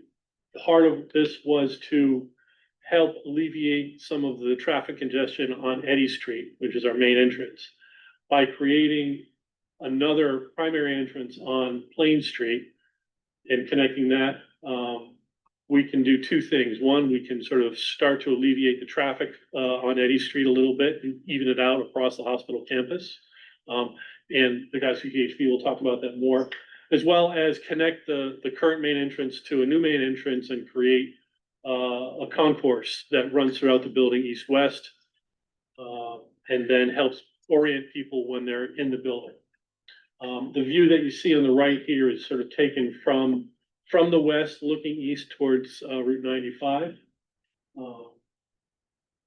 So in addition to these changes, building a diagnostic and treatment building, we want to build a new 500-car garage because we know that while we're doing this project, there's going to be a lot of workmen on site, and so we need additional parking. We also, in the future, are looking at a new bed tower. We don't plan on growing. We don't plan on changing the number of licensed beds. We may have a different disposition of beds, but overall, what we do need is to relocate beds from the Jane Brown building, which is over 100 years old, as well as the Zucchino Pavilion main building, which will be, close to 85 years old soon. So we want to build a new bed tower that has more single beds, and the layout of such is consistent with modern hospital design. We plan on doing this in 3 phases. These phases allow us to either continuously go forward as a single project or allow us to stop and start as our financial condition may require us to. So at the end of phase 1, if we're doing well and we're getting Medicare reimbursements like we should, then we can go right onto phase 2. Right? If not, we might need to pause and save some money for a couple of years. Each phase is accretive though. So by removing some of the older buildings on campus and reorganizing some of the functions, it becomes a more efficient hospital. So even if we stop there, it's beneficial to us. Again, for phase 2, if we go onto this D&T platform building, a whole new 185,000 square foot building, all on the hospital grounds, again, it's that much better. So what's involved? Well, the first phase is what we're calling the enabling work. We call it the Middle Campus Project. It is a single project that's comprised of many, many smaller projects, moving different clinical groups around and functions around, looking at downstream moves. So we may have to move one group into a different building, and then the group that currently occupies that space gets moved to another one, and so forth. So it's an incredibly complicated building. We're in the middle of the initial planning work for that now. So ultimately, the goal is to clear that middle site for the next phase, which is the diagnostic and treatment platform. Part of this phase is the construction of the new parking garage on Plain Street, which we hope will alleviate some of the on-street parking, as well as help with the parking when we have all these construction work. We are also considering other options with regard to parking in the area that will sort of help, again, alleviate the problem. The second phase is this diagnostic and treatment platform, new surgical suites, new cancer center, new imaging center, new cardiovascular institute. All the core functions to a modern hospital are going to go into this building, centrally located so that it's sort of equidistant from all the different bed groups, including Hasbro Children's Hospital. And so the idea is that along with the new entrance off of Plain Street and a new green space in front of the building facing the Women and Infants Hospital kind of harkens back to the old field that used to be there when the hospital was first built. And then the third phase is a bed tower that will allow us to modernize a lot of our beds and have more single beds, increase our utilization. As I said, we don't intend on increasing the number of licensed beds. The hospital doesn't intend on growing, but it does need to be modernized. And that's what we're trying to do, is grow in place and trying to do it in the most effective way possible. We're not sure when this is, as this is a long-term project. There's a lot of variables between now and then that could alter our schedule, but as of right now, this is kind of a planning framework that we're operating in. I'm gonna turn it over to Scott and Robert from VHB to discuss some of the traffic issues. Oh, sure. Good evening. Scott Lingren with VHB, Senior Project Manager for the project. I'm here with Robert Clinton on the traffic. I'm going to just give an overview with the site plan and then hand it over to Robert and come back. But we just wanted to kind of take a look at you know the aerial image with the orientation of where Plain Street is, and just kind of get everybody oriented a little bit on that. You can see Plain Street coming right center of the image there with the garage, new proposed garage on the left. And the existing APC drop off, if you're familiar with that right now, is being reimagined with the new platform building and concourse for the future to redevelop that whole area. And what it is planning on doing, as Tim had mentioned, is getting Plain Street back to connect to Dudley. A long time ago, there was obviously Plain Street extension through there. But we're looking at doing this as part of the future platform work to do two things.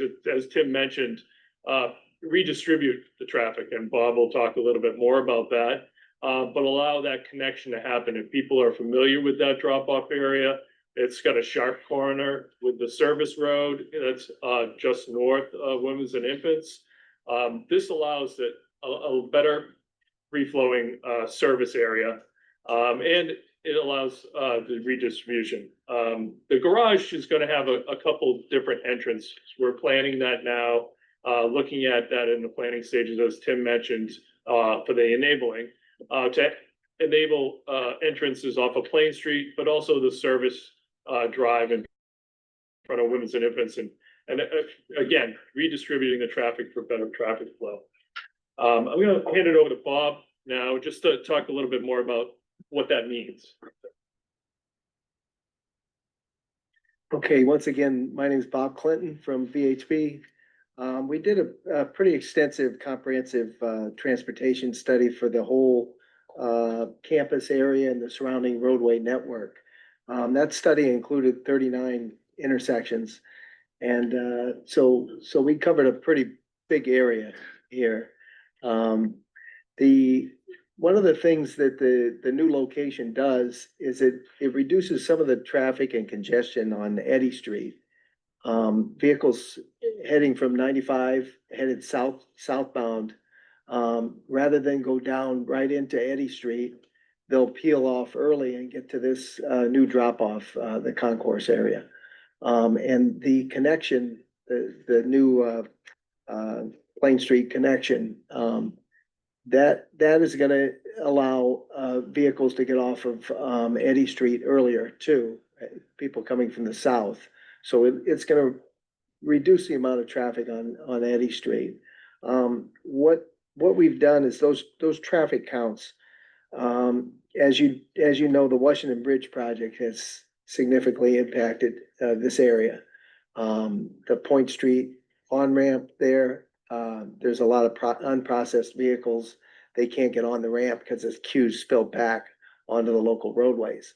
So it's not really representative of traffic conditions once that gets completed. So we've looked at things into the future and looked at other possible improvements that could take place to improve operations in the future. So we've addressed existing operations and future operations in this area.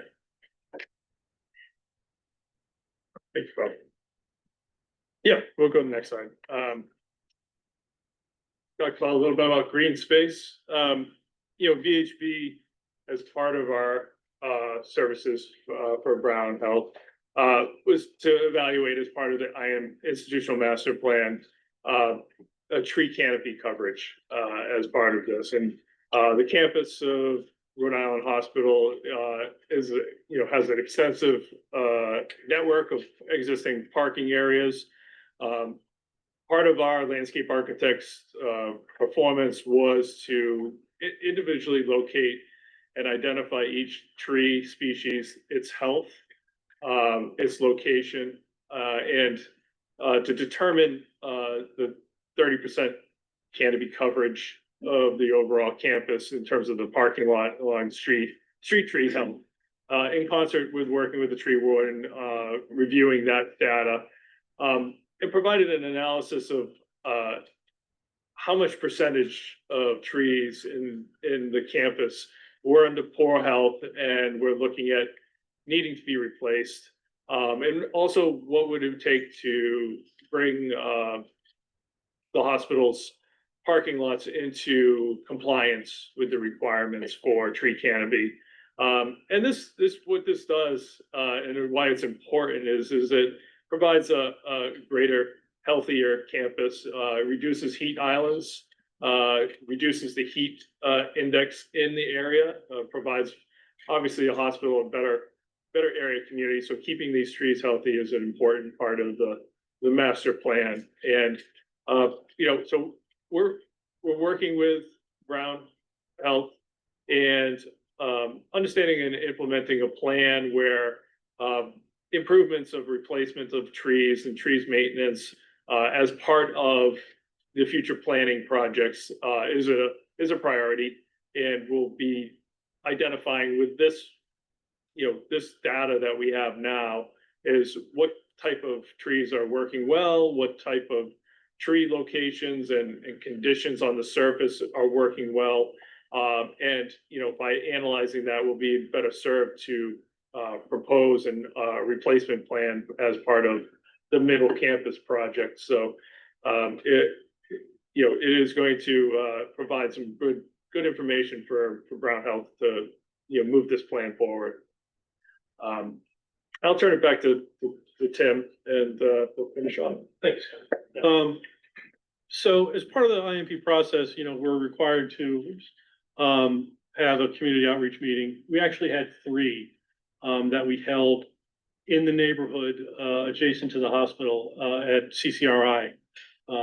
We had an online community meeting as well as 2 in-person community meetings, and really had some excellent engagement with the neighbors who are they're dedicated to their neighborhood.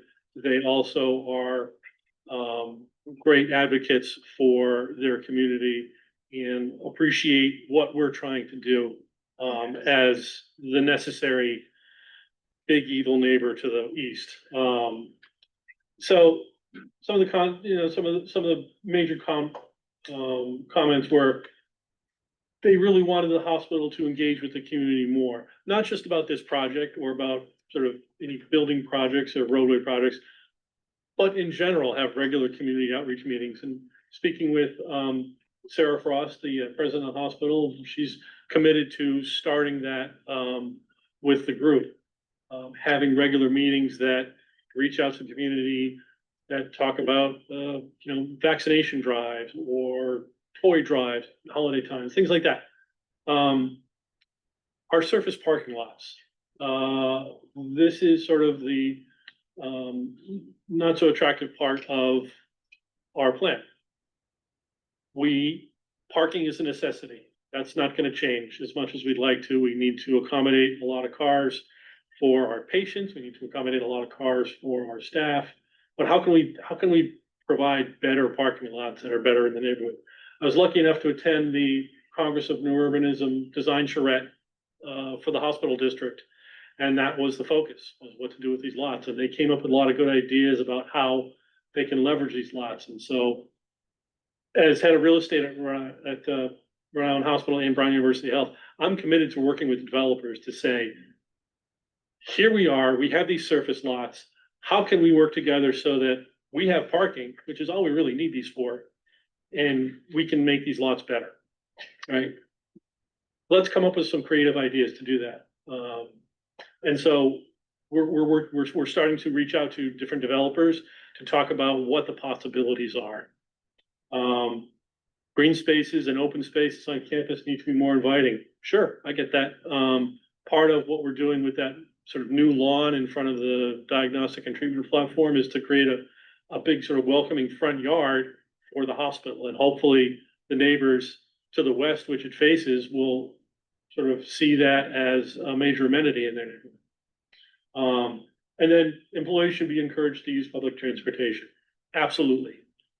We, both at Rhode Island Hospital, at Miriam Hospital, we offer bus passes, free passes to employees to use RIPTA to commute to the site, as well as offer shuttles to our large parking garage at Coro to try to reduce the parking in the neighborhood. We also, as part of the process, engaged with RIPTA to talk about how this plan might affect some of their bus routes and how they may start to look at this new Plain Street entrance relative to a new east-west axis that they're looking to create in the east-west bus line. So all these things in concert really are why we are submitting this institutional master plan. It is focused inward. It is functional in its basis. And it's really to make the hospital a better place so that we can serve the community in a better way. With that, I thank you again for your patience while we set up the technical issues, and I'm happy to answer any questions. Okay. Does anyone want to jump in before I do? I have a lot of notes.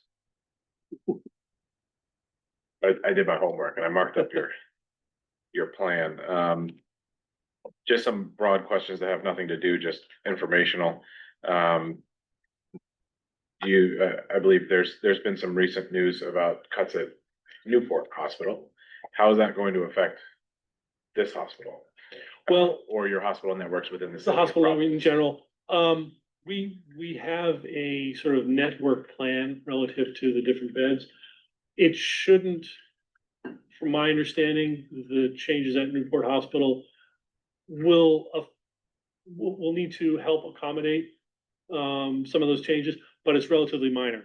So it's not necessarily a big shifting of inpatient bed use from one hospital to another.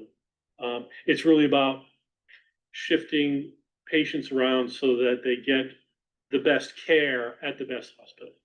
Okay. So it goes both ways. There are functions at Newport Hospital that are better there than at Rhode Island Hospital. And so when necessary, we move patients there as well. Okay, that's fair. You mentioned, and it's highlighted prominently in your deck, that you get a significant amount of grant funding, NIH funding, things like that. How is that going to affect the operations or the future planning of this? I mean, are you currently experiencing cuts to funding? Because yes, institutions are. Yes, all institutions are. We are, the universities, and a lot of our research is, hand in glove with the university and their research department. So they're both affected. Certainly, a lot of the uncertainty around Medicaid coverage got us sort of on our heels a little bit in terms of what we need to do. But we're committed to making hard decisions when we have to, in order to provide care. There's a lot of this work that may come to a halt if, for whatever reason, we can't support it, we can't fund it. And it'll go right back into patient care. I'm glad you talked about the surface lots and the campus, the Congress for New Urbanism, because that's obviously a focus. If they picked it out, it's obviously a focus for us as well. you know, you look at a map and overview it, all you see is Yeah. a sea of cars and a Oh, sea yeah. of asphalt and a sea of pavement. It's good to hear that you're entertaining other options. Actively. So I'm putting together sort of criteria that we can bring to developers that entice them to say, hey, you know, here's what we have. What can you bring to this? How can you use this? Okay. So That's great to hear, because that's probably one of the biggest areas of yes, service parking that we see throughout the city. But that sort of goes into my next point, which is, the section P of the IMP criteria talk about your canopy coverage, your tree requirements, and you did a very, very solid inventory with recommendations, but there's no plan as to how to get all of your lots into compliance, which is part of your IMP requirement. So I'm wondering where that is, because that's missing from this. sure. I think what we're trying to do is, again, look inward to the hospital, understanding that in terms of the count of trees that we have to do, we understand what that is. You're right, we don't necessarily have a plan in place to implement that, to execute that, but we are committed to it. As You know, as we sort of continue, It's listed as 94 trees need to be replaced due to old age or acclimatization, and 138 new trees need to be planted to bring lots into conformance with. That's a significant amount of trees in an area that's just desolate of trees. Like, we look at, they did a very good job of listing out all of your parcels and the trees around it. There's so many of those parking lots that have no green. Yeah. No little tree markers that. so as I said, we're in the early planning phases for this major project that we're doing. Part of that is, like I said, moving around the different groups and the work we have to do. Another part of that is saying, okay, that many trees, sort of parsing it out piece by piece. This project, we're gonna do so many trees. This project, we're gonna do so many trees. So we are committed to that. Okay. But there's no concrete plans as Not at this- as not- required in they're- your the IMP plans are- criteria. They're very, very early, plans. I mean, part of it obviously is we want to get this IMP. But that's also a requirement of Yeah. filing your IMP, is I understand. having, that's, section P has that as criteria. Okay.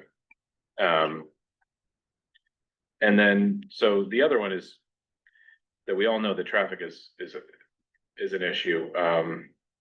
Maybe Bob can speak to this a little bit more, but there are quite a few recommendations. But a lot of this doesn't seem like it's gonna be solved by you specifically.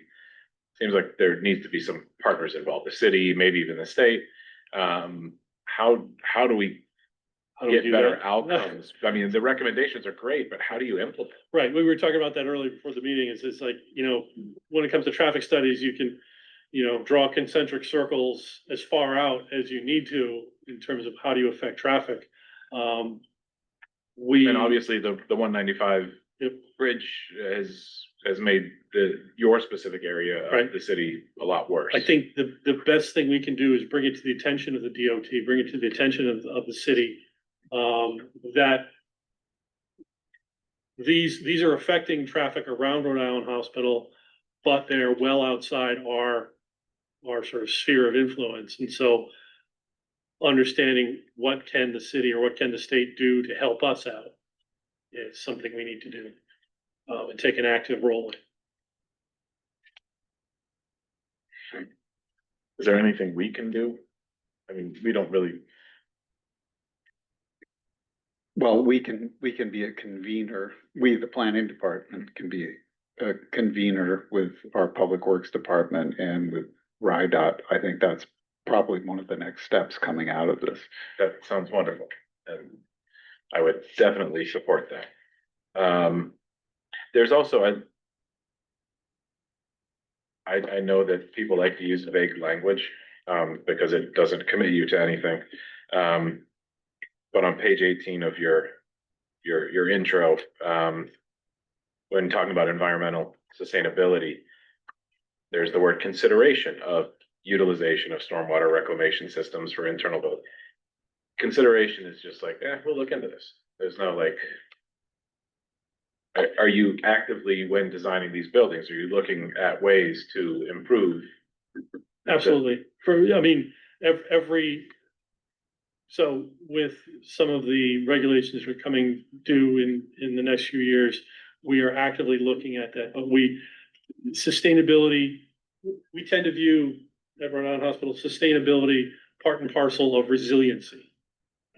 So big piece of that is, stormwater treatment. A big piece of that is, tree coverage. Big piece of that is, how our utilities, how do we best use our utilities on site, and how do we best use our power plant on site? So that every project we do is looked at through that lens.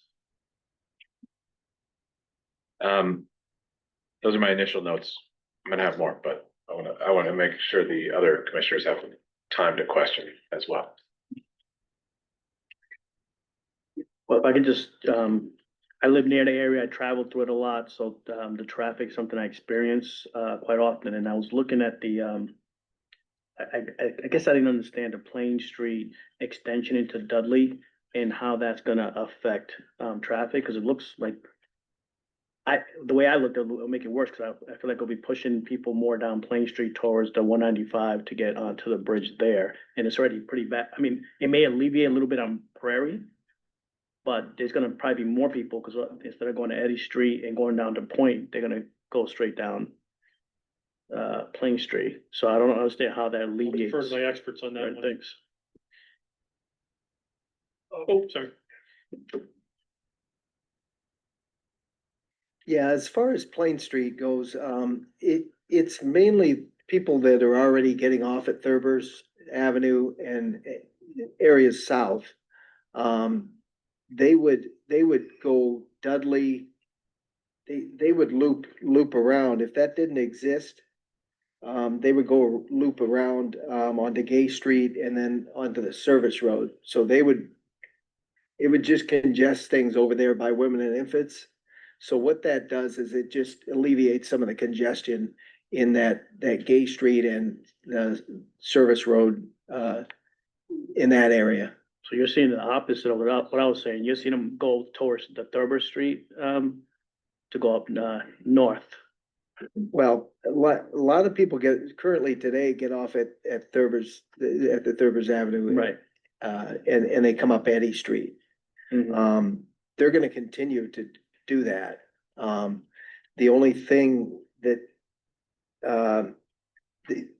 going down Dudley Street onto Gay Street and then looping around onto the service road, it just alleviates that congestion over in that area. Okay, so alleviates that neighborhood. Right. But I guess now you brought up another concern, it's gonna add more traffic traveling Eddy Street towards Thurber's, and there's a pretty big queue there too, in the afternoon. Yeah, and that's something the state actually has a project that they're looking at Thurber's, and we've, in previous master plans that we've done, we have talked about getting traffic off of Eddy and pushing them over to Allen's. And right now, the Thurber's Avenue, the interchange there is not a complete diverging diamond. So at Allen's, you can't get right to it. Yeah. You can't get westbound. So there is some talk about trying to improve that and make that more accessible for people to get over to Allen's and alleviate some of the congestion on Eddy. So there are some projects in the area that are meant to kind of alleviate some of that congestion that you experience today. Right, thank you. And on a to a different subject, the new parking garages on that lot basically facing the APC building. Right. And I saw the Sky Bridge, but that's not gonna go to, that's just gonna go to the right side next to the newer buildings, That's right? right, that's gonna go from the garage to the entrance of the new building. And then they'll just come out to go to APC if they need to, okay. Thank you.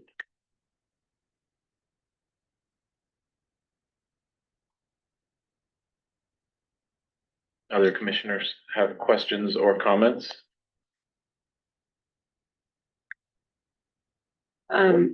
We've talked a lot about cars and obviously this campus is accessed mostly by cars, but is there any thought about bike infrastructure and other means of getting to the campus? We did look at that. Part of the issue and the challenge that we face is, I'm sorry, part of the issue and challenges that we face are the width of the streets themselves.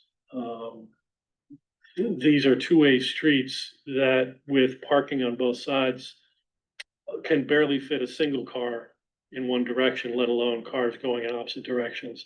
And so it makes creating bike lanes challenging. Within the confines of our campus, I think there may be some opportunities to relocate sidewalks closer to the buildings and maybe create bike lanes. I think part of what we need to do is, again, work in concert with the city to see how we can create bike lanes and where they'd be most effective. Just putting them on, willy-nilly doesn't necessarily do anything. Where would most of the bikers come from? Right, Where would they be going? I think specifically because from a lot of the neighborhoods, you're crossing Right. highways and you need to get to certain arteries. It seems like that there could be a greater focus on. Right, so I know one of the things we talked about was Blackstone Ave, sort of how can that be transformed to support a major bus route as well as a bike lane. There's parking on both sides, parallel parking on both sides, and so maybe that needs to be reconsidered. Did you say Blackstone Street? Blackstone Street, yeah. So from Allen's Ave, you mean? Well, Just yeah, that portion? that's right. Yeah, I would say there's a lot of bike commuter traffic up and down Allen's and then Yep. also the new lane that On comes Eddy out. Street as well, yeah. Yeah, and the hospital campus really is like a terminus for both. It seems like it would be thoughtful to connect the two. Right, and that's one of the sort of longer term issues that we're looking to address is how to connect the hospital to the city better, right? That connection under 95 is not great. So there's a lot that probably could be done from the Julia District side as well as our side in terms of making that a better connection for pedestrians, for cyclists, for cars. And I know this plan doesn't project super far into the future, but I guess it was a little surprising to me to not see some sort of concept or phase 3 notion for a central parking structure, like a larger. Am I missing? that? No, so the decision was made to concentrate the resources that we have to make the hospital better.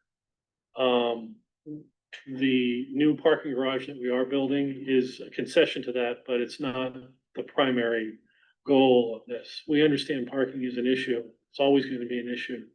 A large centralized parking facility would be incredibly expensive. I'll be blunt. It's parking garages are not cheap. And that's money that we would rather put into new operating rooms, a new cancer center and, those things. If a time in the future is such that we are in a better financial condition, we absolutely would consider parking garages and sort of what we can do. For the time being, what we do have are surface lots and we can work with developers to see how we can make those better.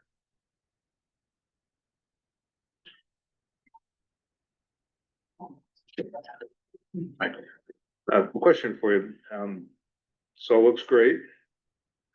Has there been any consideration or evaluation of, as you're building out the new campus, of decreasing your emissions or lowering your carbon footprint? Yes, absolutely. So very important in this. very, absolutely. So in all. See any of that in the plan here? So as we develop these plans further, the plans that we have in there are directional. When we get to a point where we need to design the mechanical systems for these new buildings, we absolutely are looking at lowering our carbon footprint, reducing our energy use, reducing our water use, from stem to stern, not just in the operations, but in the construction of it? How do we eliminate construction waste? We, you know, how do we better use the resources that we have? Going forward, one of the things we're considering is relocating our laundry facility. We have a centralized laundry facility on site. If we relocate it and buy modern equipment, we can cut our water usage in half. Right? That's good for us because we don't have to pay for that water. So we know that there's a lot we can do that A, helps our sustainability profile, B, lowers our utility bills, and C, is just better for us all around. Helps us build a more robust and resilient campus.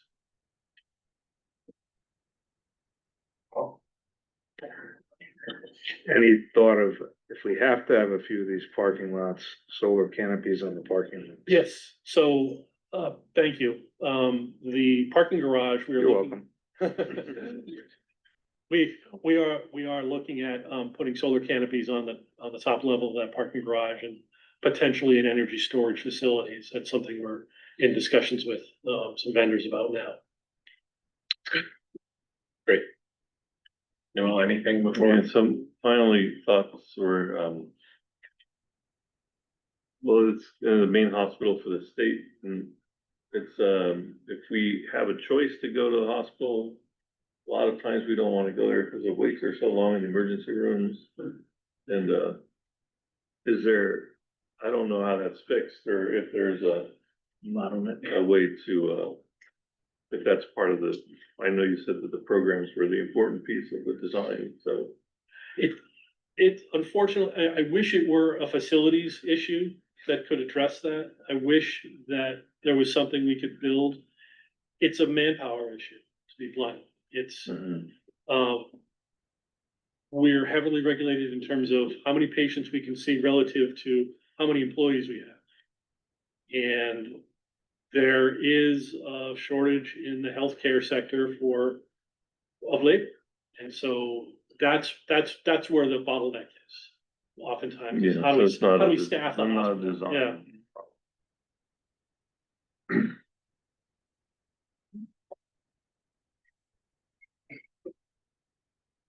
Okay. Anything else before we hear let's hear the staff report.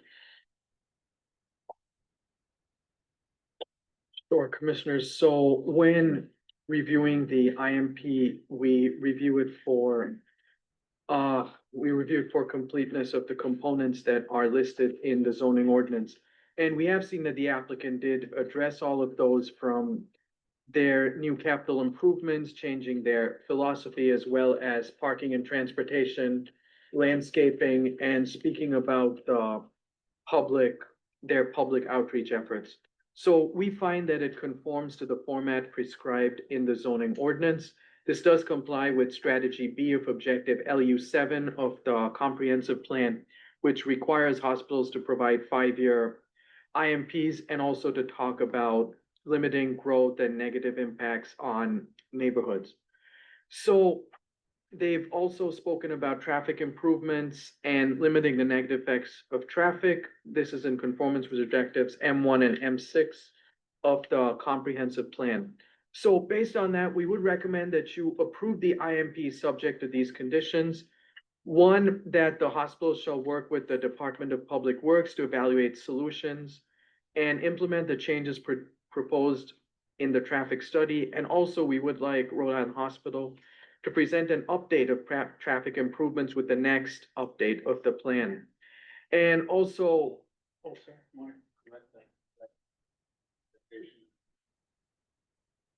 no, I did say it was strategy B of objective. B of objective, like you said. Okay. Not sure. Which one was that?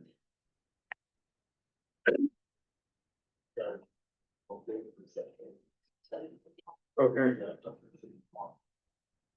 Not sure, I didn't check it.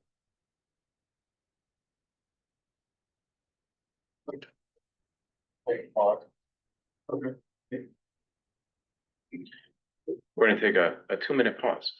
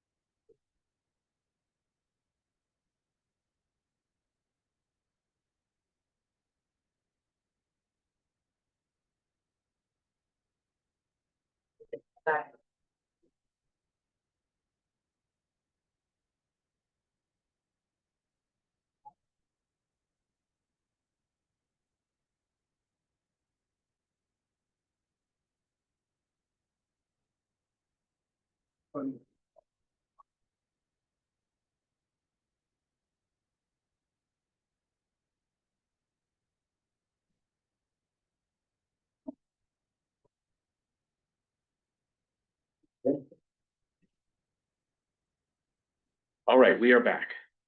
All right, and I'm sorry, I apologize. I'd like to correct the citation for the comprehensive plan as it relates to mobility. We found the plan to be consistent with objective M5 of the comprehensive plan. And so based on that, we would say that the CPC should approve the IMP subject to these conditions, that Rhode Island Hospital work with the Department of Public Works to evaluate solutions and implement the changes proposed by the traffic study, and Rhode Island Hospital shall present an update of traffic improvements with the next IMP update. Also, we asked that Rhode Island Hospital present an update on replacing trees with the next update and work with the city forester to replace trees in the right of way. Okay, with that, this is a public hearing, so we will open up public comment. We have a few people here in the room who've already signed up on the sign-in sheet. And if you are joining us virtually, please raise your virtual hand if you would like to speak on this matter. We'll start with Manuel de Cordero, a former commissioner. Oh, actually, you guys can have a seat. We'll call you back if we have more questions or follow-ups. Tony, I was thinking that Manuel was here the last time that Rhode Island Hospital gave their IMP, as I was reviewing this. Then you probably know I know exactly what you're going to be where I'm asking. headed. Because I was thinking about it in my head as I was reading their materials. Good evening, commissioners, members of the public. My name is Manuel Cordero. I'm an architect, small business owner, and neighbor on the West End. I am a former member of this body, the City Plan Commission. It's my pleasure to be here as a member of the public today. I, as a former commissioner, know the limitations of what you are regulatorily and statutorily scoped with doing. And as such, I'm speaking both to you, but also to Brown Health. I have reviewed the submitted institutional master plan and was frankly underwhelmed. Mr. Quirk described it as comprehensive and providing a plan to better serve community, but also noted several times that it was internally focused on the demands of conditions, organization, and function, which are all valid. As you're aware, the planning department recently collaborated on a comprehensive planning effort titled the Providence Hospital District, a vision for healing, housing, and mobility. If you have not reviewed that report, I invite you to do so. For the purposes of tonight, I essentially want to kind of talk a little bit about, in reviewing the two, the kind of differences between the two. The Brown Health Plan, while technically competent for hospital operations, falls short of providing the comprehensive, inclusive, and transformative approach that the district needs. Now, I will recognize that, like many of you, I know that Brown Health is a critical service provider for the city, for the state, for the region, an important economic engine, and an important landowner, stakeholder, and partner in our neighborhoods. And like many of us, I've sought care there. And while my health has been well tended inside those buildings, what I found outside when I went for a walk for my own mental health was just the opposite. It's a barren landscape that does not feel like a healthy community and not part of a healthy community. And it's for that reason that I invite Brown Health to actually conduct a comprehensive master plan that goes beyond meeting the minimal requirements of either this procedural milestone or whatever other requirements are currently driving the master plan. I think there's a really exciting opportunity to meet the challenge and go beyond the internal demands to address greener and healthier shared spaces, create prosperity through supporting local businesses, build genuine community connections, and participate in district-wide governance that coordinates improvements across the institutions. That vision document I know was created by another party, but it provides a good baseline for what we should be looking for from Brown Health and what you should aspire to in future iterations of this work. Imagine providing hospital workers with affordable housing nearby, families with safe streets and green spaces, local businesses that benefit from institutional growth, and the addressment, the real addressment in a master plan of the very issues that were mentioned here today, including mobility and stormwater improvements, not as things that are, yes, are important and will be addressed, but as part of a plan. I believe Brown Health has the resources, the expertise, and the community trust, I hope. And I think that the community and hospital workers deserve nothing less than a comprehensive approach that puts healing, wellness, and mobility at the center of district development. I want to say two last things. One is on the community engagement. I think when referring to community engagement, I noticed that most of the things that were mentioned as part of that engagement were vaccine drives or toy drives. That's not about the meat of what we're talking about here. So when we talk about engagement, we've got to talk about an engagement that meaningfully addresses the issues that are coming before you. I also want to point out that in 2020, the Department of Health, and this is still on their website, I can provide links to this, based on air quality monitors in the Providence Port area, published a report of top emitters in the area, and you'd expect the usual suspects, a lot of the fossil fuel industry, but also listed among them, fifth among them in 2020, I don't know what the data is now, was the Rhode Island Hospital. The fifth highest emitter in that area, and look at who the neighbors are. So in addition to addressing all of these issues, when we talk about emissions, we're not just talking about our traditional building emissions. These are hazardous material emissions that are also affecting community members. This also has to be part of a master plan, a comprehensive master plan. Thank you. Thank you, Manuel. Thank you. Next up is Marissa Brown.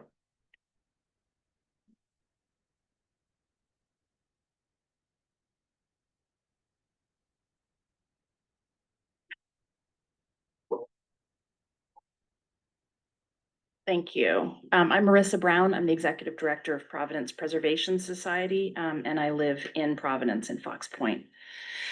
So I think what I want to start with is kind of rewind a little bit and remember what an institutional master plan is, which was in your slide.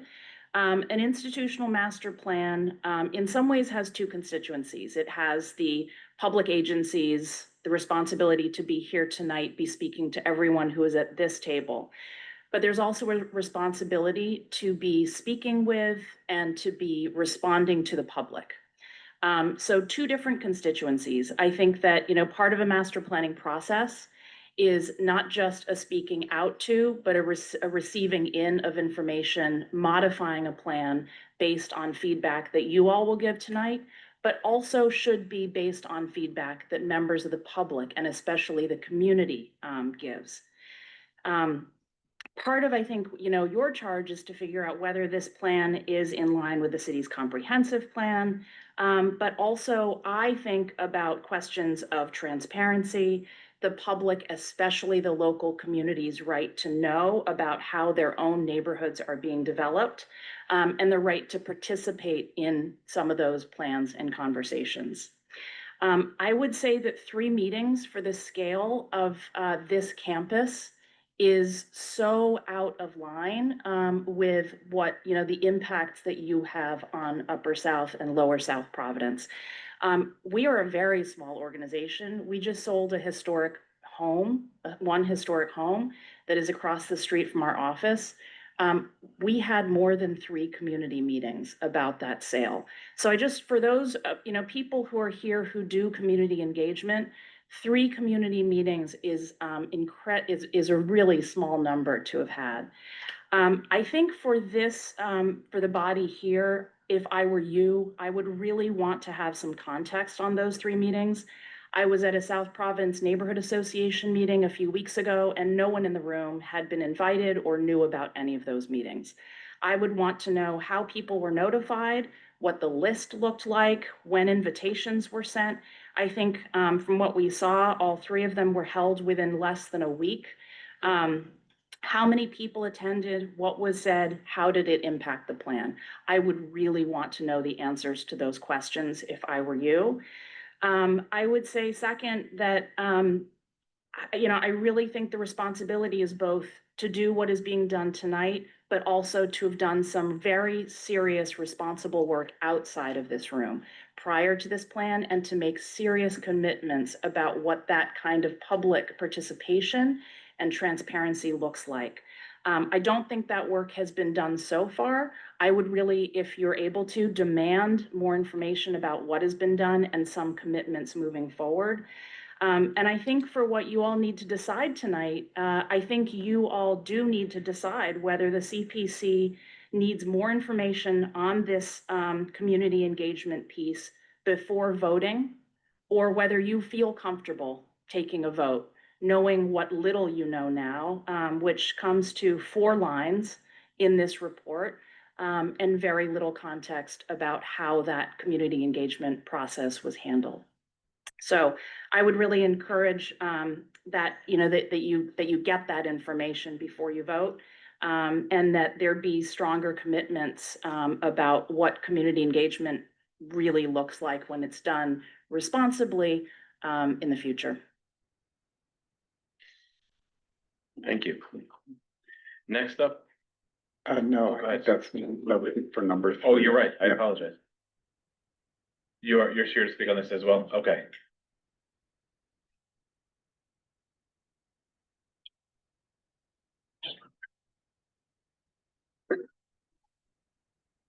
Hello, my name is Edwige Charlot. I am a resident of Providence. I also just wanted to echo much of what has already been said around currently being out of compliance with canopy coverage. There are things that have been illuminated during this conversation that the hospital has not met. One being, a deep and meaningful engagement, community engagement process. I heard about the 3 meetings, but I didn't hear about the number of participants, the cross-section of participants, and any and all communication and attempts to bring people together. That was not clearly laid out.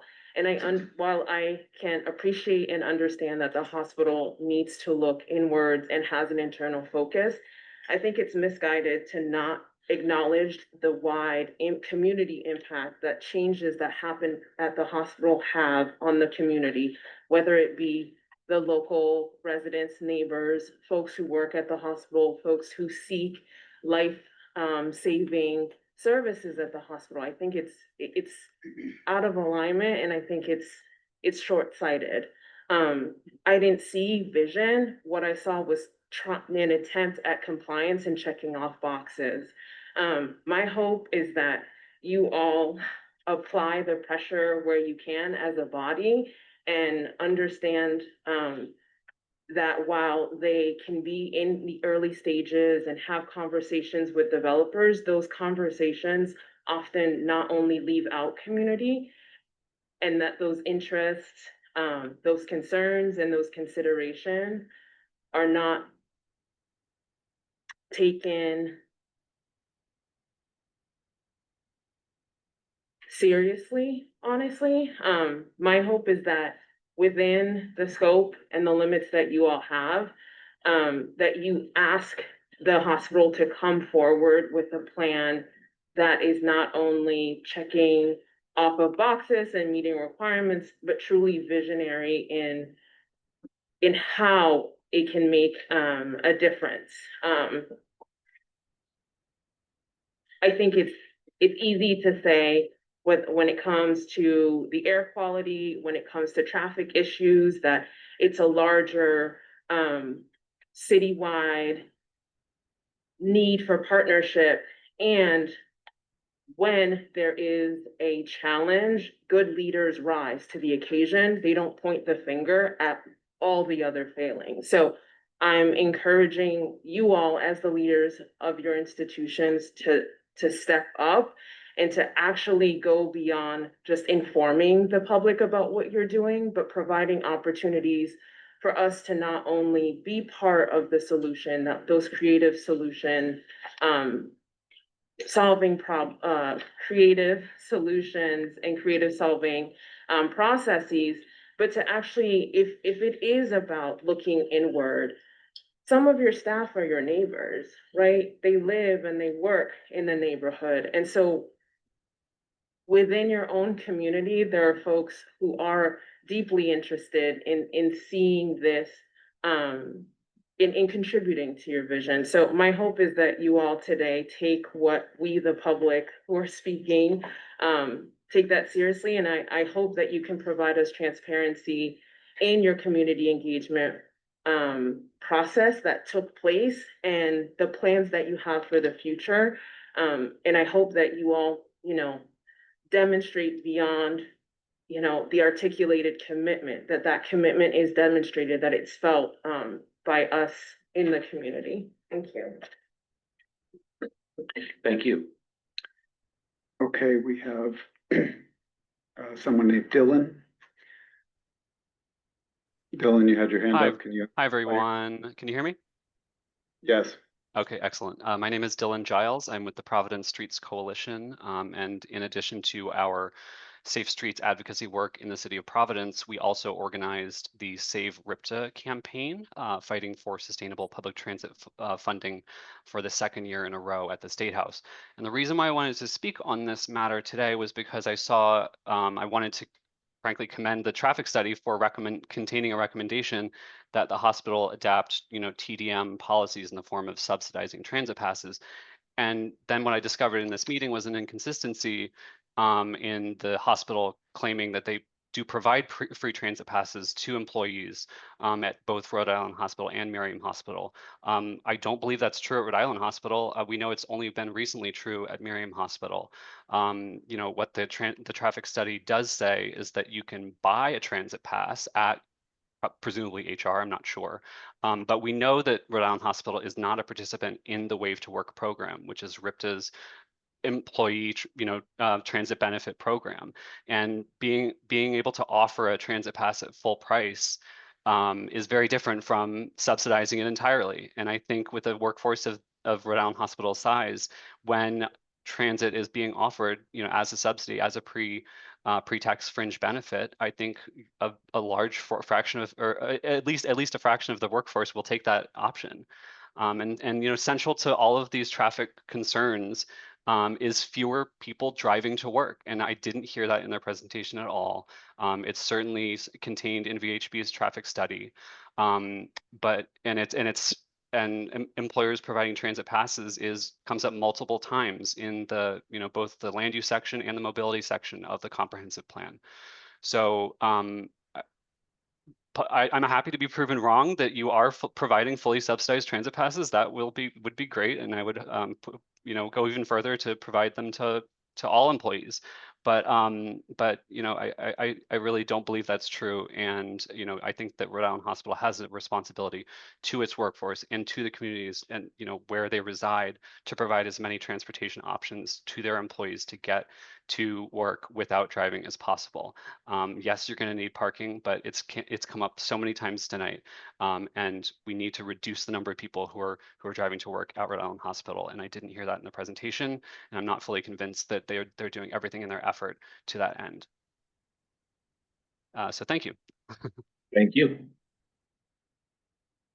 And I guess we have other people here in the audience who didn't sign up in the sign-in sheet. Go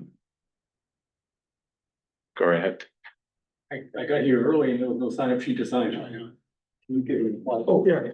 No, I'll get there. No, we can give it to you. No, what am I gonna do? No, then I gotta hold it. I don't wanna hold it. And is there anyone else here who wishes to speak on this item that didn't sign in? If so, we'll line up at the pillar here.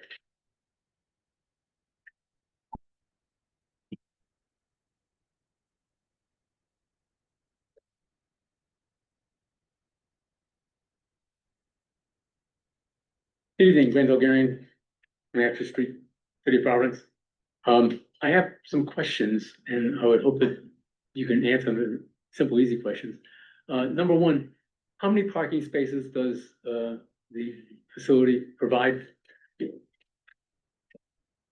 You know, this isn't a question and answer period. You can pose questions. Yeah. We do this every month. You know, you can ask questions and we can ask the applicant, but it's not a question and answer. Well, but nobody asks the applicant the questions, so that's why I'm asking it. How many parking spaces do we provide? Do they provide? Do we know? It is in the report, 4,280 spaces. 4280, okay. And how is that divided between patients and staff? Also in the report, I don't have it in front of me. But again, this isn't a question and answer. This is, if you're here to testify or make a statement on this application, that's the time to do so. Can someone just come up with that number? I mean, that's so tough now. Actually have it on page 31 right here, believe it or not. Okay. Visitor parking, 1,516. Employee parking, 2,265. And physicians who get their own category, 499. Okay, great. Thank you. The, what I'm suggesting is this, that, I'm glad to hear that Rhode Island Hospital provides, I'm liking to think, absolutely free monthly passes to all employees. But at the same time, I'm sorry, I should be speaking into this, I apologize. At the same time, they can't provide absolutely totally free parking. Because parking is not free. You gotta have a property, you gotta pave it, you gotta stripe it, you gotta, excuse me, in the winter time, you have to sleep it in the summertime, you control it. And so my suggestion is this, that if you park on the street at a meter in Providence, it's what, $1.25 an hour? I think 25 cents for every 12 minutes, so it's $1.25 an hour. So if you're there for 8 hours, that would come out to what, $10? So my suggestion is, let Rhode Island Hospital charge their employees $5 a day. Half the price than they would pay if they were parking at a meter on the street. $5 a day is $25 a week if they're working 5 days, which is $100 a month if it's a 4-week month. How much is a monthly bus pass at RIPTA? $70. So what that means is for every person who decides to transition from automobile to RIPTA, they'll get to back and forth to work for free. And Rhode Island Hospital will save $30. So it seems like a win-win to begin with. Depending on how many folks make that transition, choose to be more mobility appropriate, that would free up who knows how many parking spaces, essentially let people vote with their wheels. And so wouldn't need so many parking spaces and parking lots on the campus. I don't know which lots people would not want. Most likely, the ones who continue to park would park as close to the campus as possible, and the outlying parking spaces, parking lots would become empty. And if that happens, then lo and behold, they can sell off those lots. And those lots can be back to what they used to be way back when, which were house lots. Everybody wins. So my suggestion is, let's do this right now.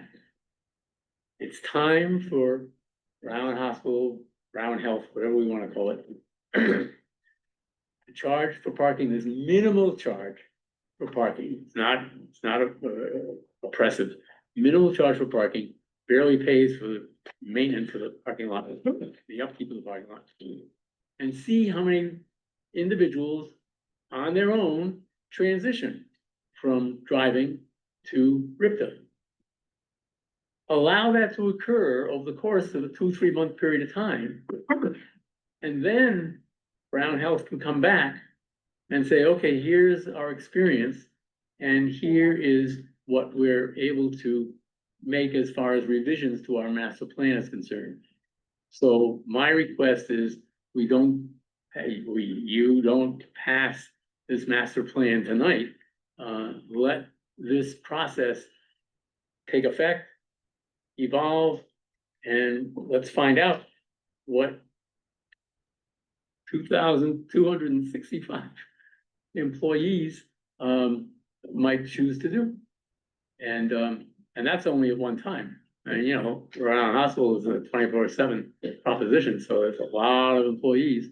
And this could be, very exciting and maybe even transformative.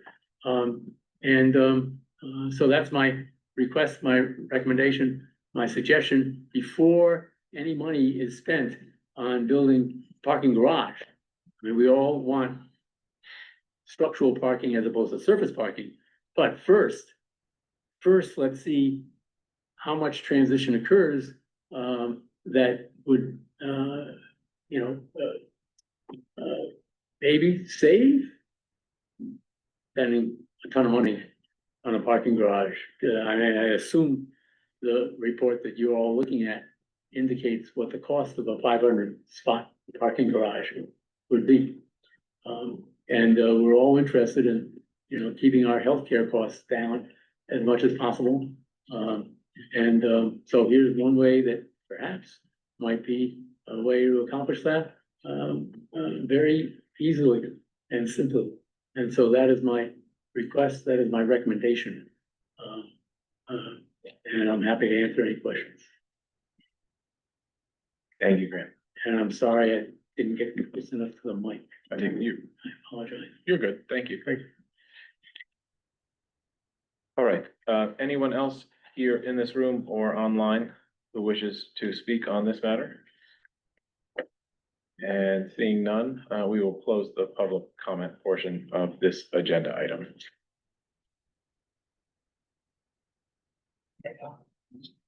Probably want to invite him back, so I I get out of the do, way. yes.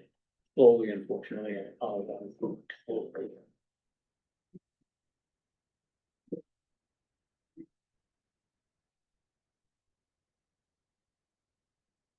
All right, there's been some discussion, if you want to come back and maybe answer some questions. Yes, yeah. Not everyone yet. We'll call you up as needed. Start with the main talking points. So you heard some input. First off, is there anything you'd like to address or respond to in any of those comments? Not really. I think there's a lot to absorb that people brought up, a lot of good points. I think that need attention. I don't have specific answers for them at this time. So there are a couple things that I'll ask then, following up on some comments. There was something I noticed, and Dylan actually pointed it out as well. You stated that you give employees bus passes, RIPTA bus passes, but your IMP, it says that they have the option to purchase. So my understanding is, and this could be a misunderstanding on my part in terms of hospital-wide versus system-wide. So I don't know if it's done through each hospital or if there's a system-wide. My understanding was that it was a system-wide plan that was implemented. If I misspoke, if I didn't understand what we're doing, that's on me. I'll admit. Do you know that if Rhode Island Hospital and Hasbro Children's, and if all of those employees are offered? My understanding is that they were. I could be wrong. I thought, again, system-wide, I know we do. I know we've done it at Miriam. So to answer your question, I guess I'm not sure at this point. Okay. That kind of parlays onto Grant's discussion, which is how do you manage employee parking and the need? It seems like you're kind of managing the vehicles that your employees are bringing to work and not managing your transportation impact or footprint throughout the area. So in terms of who has access to what lots, that's managed internally by departments. We also have, like I said, shuttle buses that run both from our 1,000 spot garage in the Jewelry District, as well as the Miriam Hospital. So if there's any sort of inter-hospital transportation necessary, we have shuttle buses that run through the city back and forth. Okay. There was, I will say that the need for parking is sort of, weekday 9 to 5 is the highest peak. As the gentleman mentioned, we are a 24/7 operation, so the amount of parking that we have is based on the peak, not necessarily, it's not necessarily consistent throughout the period.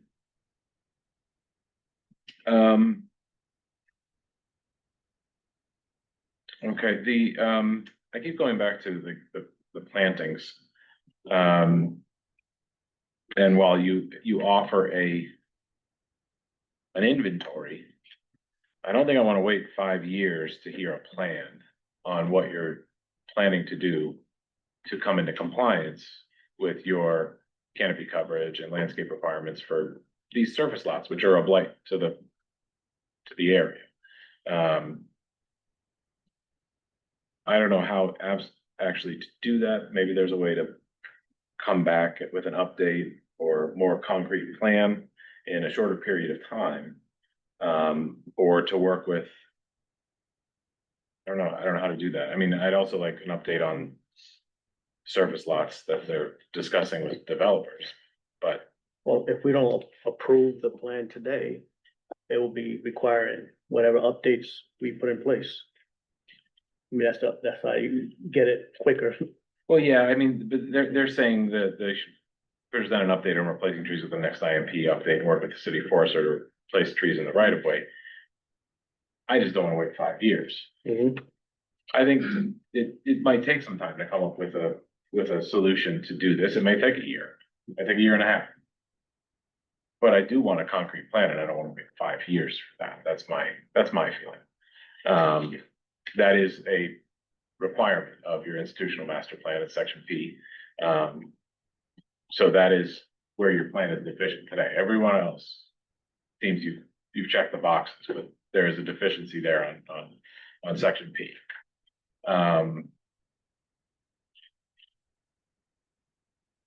That's my thought. Any other follow-ups or questions for the applicant at this time? I have a question. What were your takeaways as an institution, or what was the feedback at the community meetings? Like, what were you hearing from the public? It sort of varied. I think the neighborhood, sort of West End neighborhood, is most affected by the surface parking lots, and that was a big part of the discussion. How can we make those better? I think the traffic, how can we make traffic better? A lot of those issues are maybe exacerbated by the hospital and the traffic, but aren't necessary, or sort of outside our boundaries, so to speak. As we discussed, Point Street intersection being a big one there. You know, there was other things about why isn't the hospital more inviting? I don't know how to answer that, to be honest. I don't know how to address that. If someone doesn't feel like the hospital's inviting, obviously we want to try to dig into that a little bit more, but there's, I think the sense that in the past, the hospital hasn't listened to the neighbors, and that's what we're trying to change. Now, it's a big ship to turn, and we would like to change it.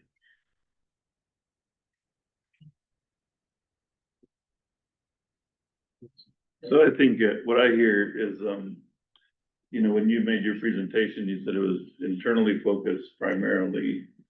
And what I'm hearing from the comments of the public is that, well, we all have to live here. And what about the city or the environment around the hospital?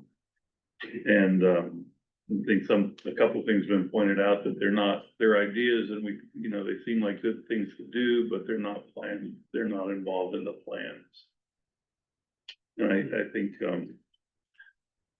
you know, we're affected by the traffic, particularly on Prairie Avenue. I don't go down there, and I live in the neighborhood. I don't go down there in the afternoon after 3 because you can't get through there. And so we're affected by the traffic, we're affected by the way that it looks, it does feel deserted, you know, like most of the time when we walk through there during the day. I used to work at CCRI a long time ago, and drive there every day. And so those are the things that affect the city, the neighbors, and I guess what I'm hearing is that it would feel better for the city if they were addressed more directly. And not only having to do with the internal part to keep the hospital going. That is our priority, well, I understand. We're trying to provide the care to our patients first and foremost. We understand that, you know, we're a difficult neighborhood. We understand that we're the big gorilla on the block. We get that. At the same time, we're doing what we can to care for the people of Rhode Island and the region. And that's a big part of our focus. That's our primary.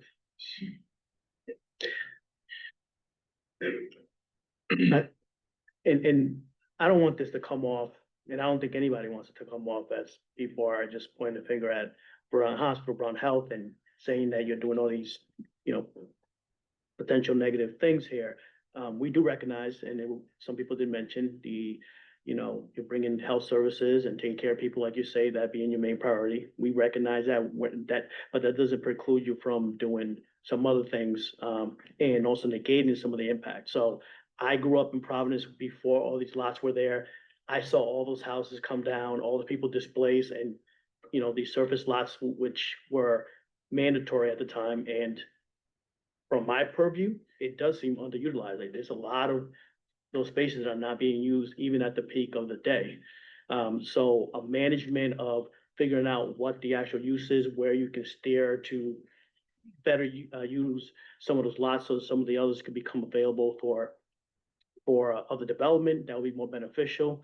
And I've been listening to some of the language that we've been using today, or rather you have in the report, is should, interested, consider, need attention. And I think that's one of the main concerns, is the meat of the commitment seems to be lacking. You can check all the boxes, and we would have to make our decision based on those boxes, but that doesn't mean that that's the best thing to do. You know, and I hope you don't take this way, but I was a little bothered by something you just said, when you said talk about the neighborhood, you said the West End neighborhood. I'm sure some West End neighborhood folks also have concerns about the hospital, but that's probably not the neighborhood you were talking to, because that's not the West End. West is the other side of Providence.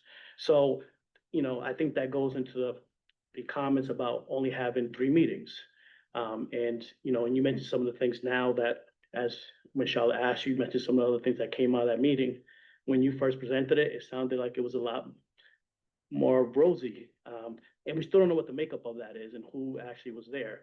But when you said, what you say, toy drives and vaccine drives, all great things, but it almost seemed like we're providing the handouts that the neighbors asking. No, it was more to, I use those as examples to engage the neighbors above and beyond letting them know what we're building. Okay. Or above and beyond the sort of construction updates, Right, to integrate them into the culture of the hospital. right. And so, And I understand this is difficult, so I can empathize with you being on the hot seat right now.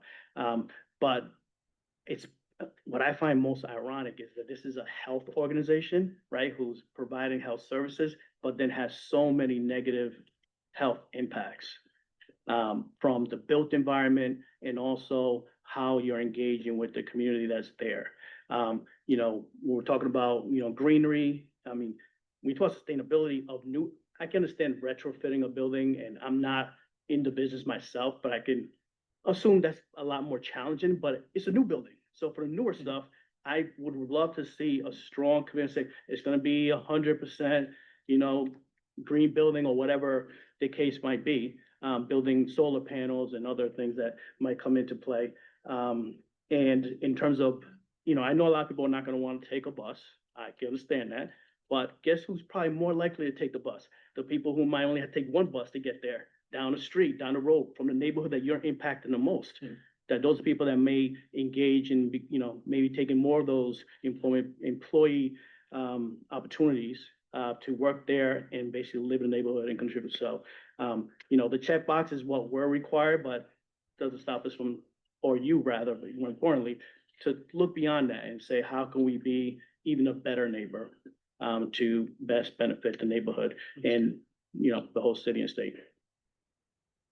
So I think, I don't know where you're all at, but I'm at a position where I don't want to hold up this institution from proceeding with their plans, but I also don't want to wait until the next 5 years until they provide an update. So I think what I would propose is that we approve the IMP subject to them returning within 18 to 24 months with an update on the work with the Department of Public Works to evaluate solutions and implement changes proposed by the traffic study, including connectivity with the city and bike travel and pedestrian movements.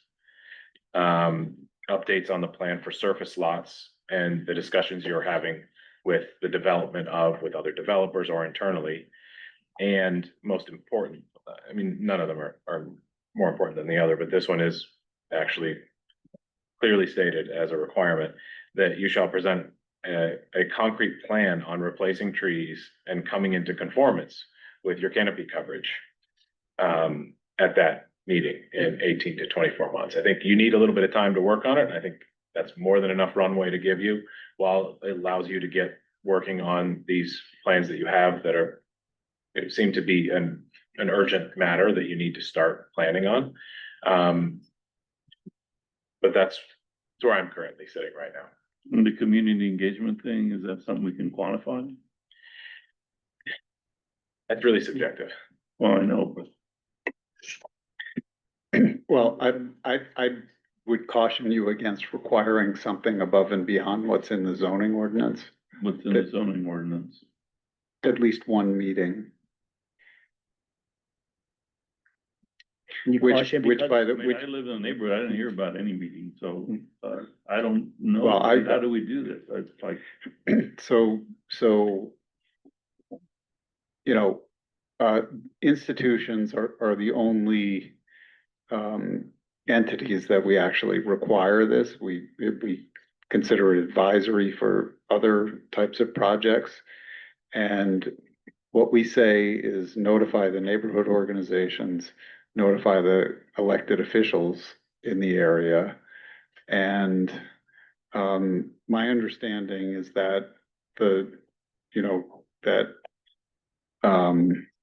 the neighborhood, I mean, Mr. Quirk can speak to who was invited. But, we don't specify that everybody in a particular neighborhood has to get invited. With, if this were a land development project, it would be everybody who owns property within 200 feet. It's not. We sort of leave it up to them. But I guess this is the question at the end of the day. They're coming to you like other developers come to you with a plan for what they intend to build.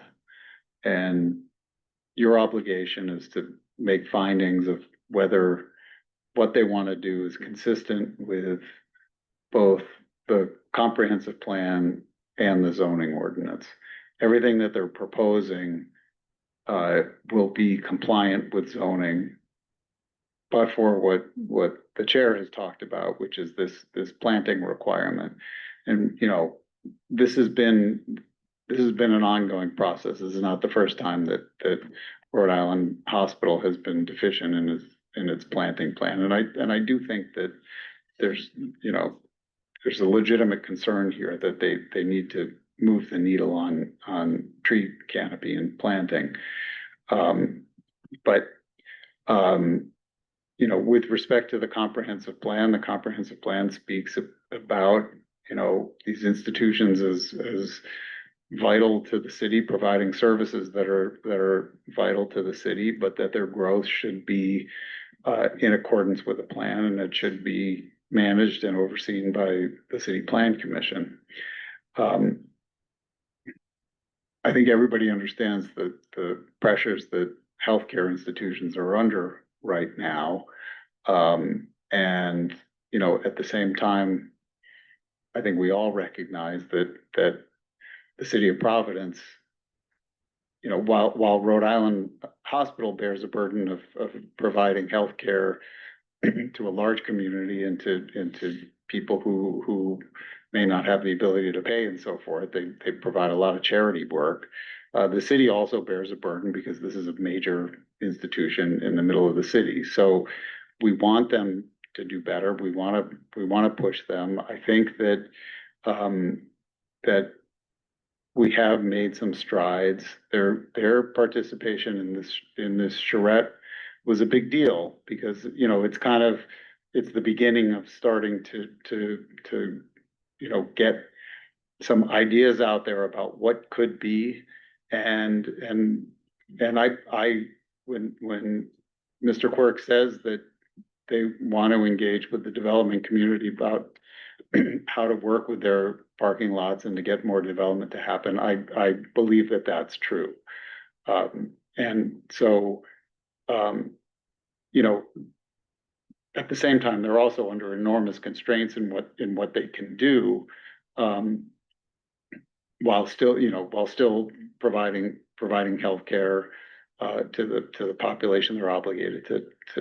And they also, by the way, have obligations to their staff, many of whom are in bargaining units. So there's not always the flexibility to do everything that they would want to do, or that you would want them to do, or that the community would want them to do. So I think what you're suggesting, Mr. Chair, is a way of allowing them to start advancing the projects that are critical to their mission, yet to kind of encourage them to continue to think about these issues and not just not kick the can down the road for 5 years. Yeah, thank you. I think that's my goal here is, I was here the last time as well with Manuel, and I think I was here the time before that, where we had pretty much the same discussion about canopy coverage, and I'm just kind of tired of hearing about it next time. And I think it's more than enough time, 18 to 24 months is absolutely fair. And I'd like an update on all of these topics. I would point out here too, that the applicant intends to continue community outreach. So we can't require it, but if it's something they're volunteering. They testified to that today. And in fact, they testified that they would increase, the outreach, and that the new president of the hospital was in favor of that. So that's something that we can ask about at the next update as well. I agree with your idea, asking a shorter term callback for these salient points. I think 18 months, given how much progress there is in this report, I think 18 months sounds super reasonable. I have a question for Bob. There's the public is out, public here, the public portion of this is closed. Is there no requirement to be on the Secretary of State's open meeting website when they have a public meeting? I think 18 to 24 months is more than generous personally. I mean, we have here, and I'm reading a fairly comprehensive tree plan in their own study here from VHB. I mean, I'm looking at pages of canopy now. I don't think that. I mean, you'll have to take a look at what's there, what you can do. There may be some infrastructure, there may be watering best practices, things like that. I want to give them time to fully form out. I don't want to half bake when they come back. I want concrete. Yeah, that's my goal. I think that would be very easy to do. I agree. In that time frame. So that's my point. We've already got a really good start right here and reading through it. But I also want to leave some time there where we can get an update about the city, the traffic improvements that are proposed in this as well. And some of the discussions you're having with developers. So I think that all would be important to hear in a shorter period of time. All right, how do we make a motion on this then? Do I need to recite it again? I think maybe it's good to. Okay. So I would suggest that we approve this IMP subject to Rhode Island Hospital or Rhode Island Hospital. Coming back before us within 18 to 24 months to provide an update on their work with the Department of Public Works to evaluate and implement changes proposed by the traffic study, including connectivity with the city, bike and pedestrian travel. That's one. Two, updates on a plan for the surface lots and the discussions you're having with developers or internally on developing those lots. And number three, a concrete plan to come into compliance with your canopy coverage based on discussions with your landscape architect and the city forester to replace trees in the right of way. So It'll be the date that this is approved. So to 18 to 24 months from the date of approval. I'll make your motion there. All right, so moved. Do we have a second? Second. All right, we'll go around and do a vote. Noel? Aye. Dave? Aye. Charlotte? Aye. Rachel? Aye. Miguel? Aye. And I vote aye. We'll see you Thank you soon. very much. Thank you. And I would entertain a motion to adjourn. Motion to adjourn. Second? Second. Second. Thank you very much. All right.